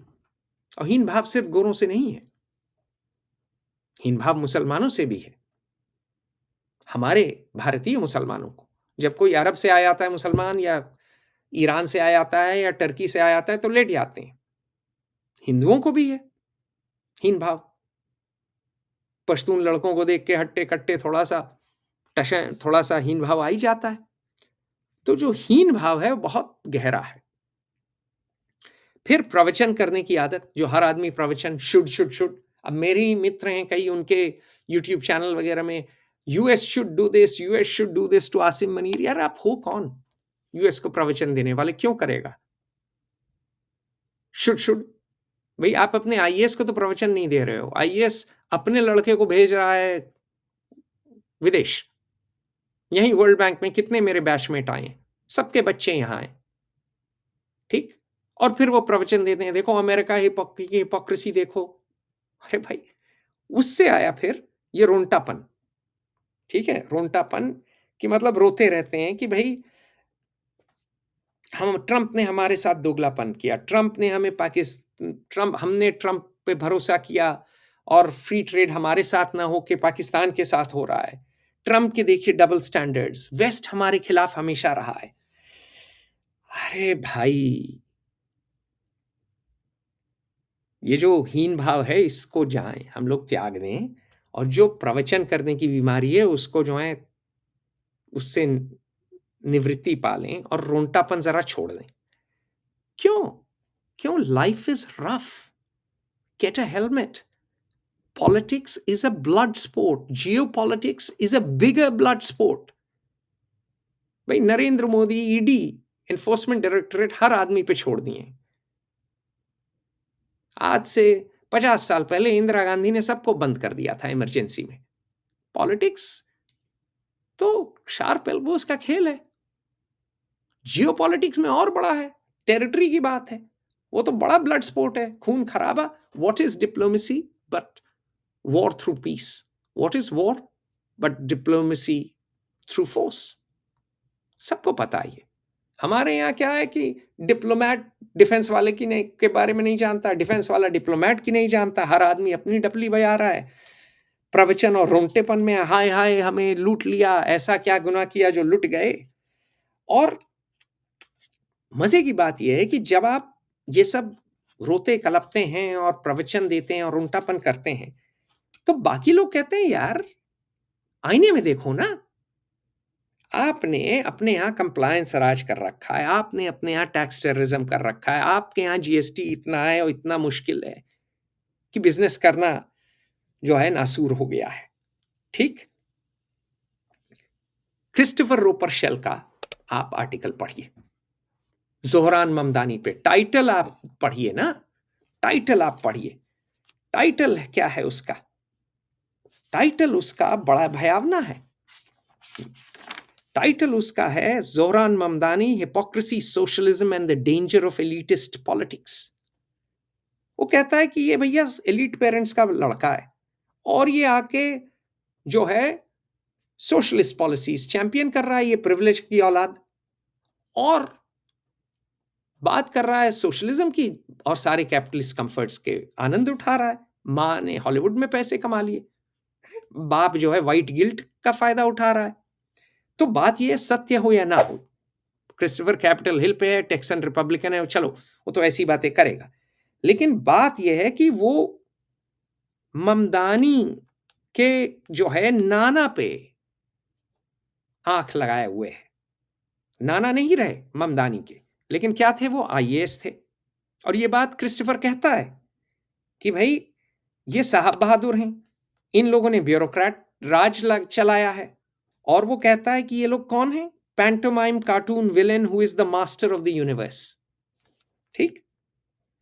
और उसने एक शब्द टर्म किया है ब्राउन प्रिविलेज। उसने एक और बात कही है थर्ड वर्ल्ड पैटर्नलिज्म, जो नेहरू जी ने की। हम जो है बताएंगे दुनिया को कैसे चलना है, और अपने लोग जो अशिक्षित हैं उनको सिखाएंगे कैसे चलना है, हम कैम्ब्रिज से आए हैं। तो उन्होंने कहा कि यार आप डेमोक्रेटिक तो हो ही नहीं, ये आपकी अनइलेक्टेड ब्यूरोक्रेटिक एलीट एक थर्ड वर्ल्ड पैटर्नलिज्म चला रही है, और ये sanctimonious South Asian elite has preyed on white guilt for decades. ये वो लिख दिया है। ठीक। अब ये तो रहा रिपब्लिकन। अब सुनिए Democrat Glenn Carle, retired CIA वाले, क्या बोलते हैं कि Indian diplomats are reflexively Marxist and bureaucrats too. Their rhetoric and policies are anti-Western and anti-American, fossilized anti-colonial and anti-capitalist attitudes are not just ingrained, they are sacred theology. ठीक। तो साहब, आपने अपने कल्चर में जब आप रोते हैं, जब आप प्रवचन देते हैं, जब आप जो हैं हीन भाव से कहते हैं हाय हमको सताया, हमको लूटा, हमको ये किया, तो गोरा आदमी बोलता है ना, आपका आईएएस बहादुर, साहब बहादुर गोरों के बंगले में क्यों रह रहा है? इतने नौकर चाकर क्यों हैं? सोशलिज्म की हमेशा बात करता है, प्रोटेक्शनिज्म की बात करता है, लेकिन अपने बच्चों को यहां क्यों भेज रहा है? और इनके बच्चे हमारा देश अब कबाड़ रहे हैं। यही बात क्रिस्टोफर रूपरशेल ने कही कि the IAS elite destroyed India through its socialism, license, permit, quota Raj. Today, compliance Raj and tax terrorism. Now, their children want to destroy America through third world paternalism, brown privilege and socialism. अब आप नजर में आ गए हैं, चूंकि कमला Harris के नाना IAS थे, चूंकि जोरान ममदानी के नाना आईएएस थे, चूंकि ईशान थरूर और कनिष्क थरूर एमपी, एक कांग्रेस एमपी के लड़के हैं और डेमोक्रेट हैं, जो एंटी एलिटिस्ट भाव है आज के दिन रिपब्लिकन पार्टी में, कल के दिन डेमोक्रेट में भी आ जाएगा, वो आपके खिलाफ हो गया है। आपकी ब्यूरोक्रेसी फूटी आंख नहीं सुहाती है आज के एडमिनिस्ट्रेशन को, ट्रंप एडमिनिस्ट्रेशन को, और हो सकता है कल के डेमोक्रेट एडमिनिस्ट्रेशन को भी ना सुहाए। ट्रंप एडमिनिस्ट्रेशन ने अपने ब्यूरोक्रेट्स को नहीं छोड़ा, सीधे नौकरी से निकाल दिया, कोई पेंशन वेंशन नहीं दिया। वो अपने जब ब्यूरोक्रेट को सड़क पे निकाल दिए, तो वो आपके साहब बहादुर की आरती उतारेंगे। खासकर जब आपके साहब बहादुर के बच्चे यहां हैं और आपके साहब बहादुर प्रवचन दिए जा रहे हैं सोशल मीडिया पे, हैं? तो ये कल्चरल जो है हमारी कमी है कि हम इस बात पे ध्यान नहीं दे रहे। या तो चतुर बनना या घोड़ा बनना, या आम या इमली। ठीक है, अगर हमारी ब्यूरोक्रेटिक एलीट को चलाना है सोशलिज्म, तो बच्चों को पढ़ाएं केंद्रीय स्कूल में, न भेजें इंटरनेशनल स्कूल, न कराएं डेमोक्रेट पार्टी की लीडरशिप के लिए होड़। इनकी तो आध औलादें सब अमेरिकी बन गई और सब डेमोक्रेट बन गई और सब सोशलिज्म की बातें यहां कर रही हैं, और ये बात अब अखर रही है। तो ये जो कल्चरल चेंज है, जो जो हमारे अपनी कुछ कुछ गलतियां हैं, ऐसा नहीं है अमेरिकी की गलतियां नहीं, अमेरिकियों की गलतियां नहीं, अमेरिकियों की बहुत गलतियां हैं, मैंने बहुत लिखा है। लेकिन बात यह है कि आपको समाज जैसा है, यथार्थ जैसा है, डिप्लोमेसी में उसी से डील करना है, और आप डील कर नहीं पा रहे हैं, कल्चरली आप समझ नहीं पा रहे हैं। और अब मैं इस बात पे अंत करूंगा कि एक पॉलिटिशियन ने मुझसे कहा कि, मैंने कहा कि यार भाई बहुत बुरा हाल है, क्या होगा? तो उसने बोला, सर दूसरों को क्या दोष दें? हम कह सकते हैं अमेरिका विलन है, हम कह सकते हैं यूरोप विलन है, हम कह सकते हैं चीन बदमाश है, चीन पाकिस्तान का समर्थन कर सकता है, हम कह सकते हैं पाकिस्तान टेररिस्ट स्टेट है, हम कह सकते हैं बांग्लादेशी कट्टर हो गया, हम कह सकते हैं मालदीव्स अब जिहादी हो गए हैं, हम कह सकते हैं कि अफ्रीकियों ने हमारे साथ जो है हमें धोखा दिया, हमने उनका साथ दिया, G20 में उनको लेके आए लेकिन उन्होंने हमारा साथ नहीं दिया। हम सब कुछ कह सकते हैं, लेकिन सर गिरहबान में हमें भी झांकना होगा। हमें तो अपनों ने लूटा, गैरों में कहां दम था, हमारी कश्ती वहां डूबी, पानी जहां कम था। तो दोस्तों, आज के लिए इतना ही काफी है। आपको प्रश्न हो, प्रश्न भेजिए, आपको कमेंट हो, कमेंट लिखिए। बहुत से लोग असहमत होंगे इससे, बहुत से खासकर सरकारी अफसर नाराज होंगे इससे, बहुत से नेता भी इससे सहमत नहीं होंगे, मोदी सरकार में बहुत से लोग तो बिल्कुल आग बबूला हो जाएंगे। लेकिन ये समय आ गया है चिंतन करने का, मंथन करने का, आत्म परीक्षण करने का। और इंडियन डिप्लोमेसी एक इकोनॉमिक क्राइसिस ले आके खड़ा कर दी है बिना बात के, और जियोपॉलिटिकल क्राइसिस भी बिना बात के, अपना काम बुरी तरह कई दशकों से करके। और समय आ गया है जब लोग सवाल करें, समय आ गया है जब जनता जनार्दन उठ खड़ी हो और कहे कि हमारे टैक्स को आप खर्च कहां कर रहे हैं। टैक्स लीजिए, बेशक लीजिए, लेकिन ये बताइए देश का क्या भला हो रहा है और मेरा क्या भला हो रहा है। चलिए, आज के लिए काफी। नमस्कार, जय हिंद।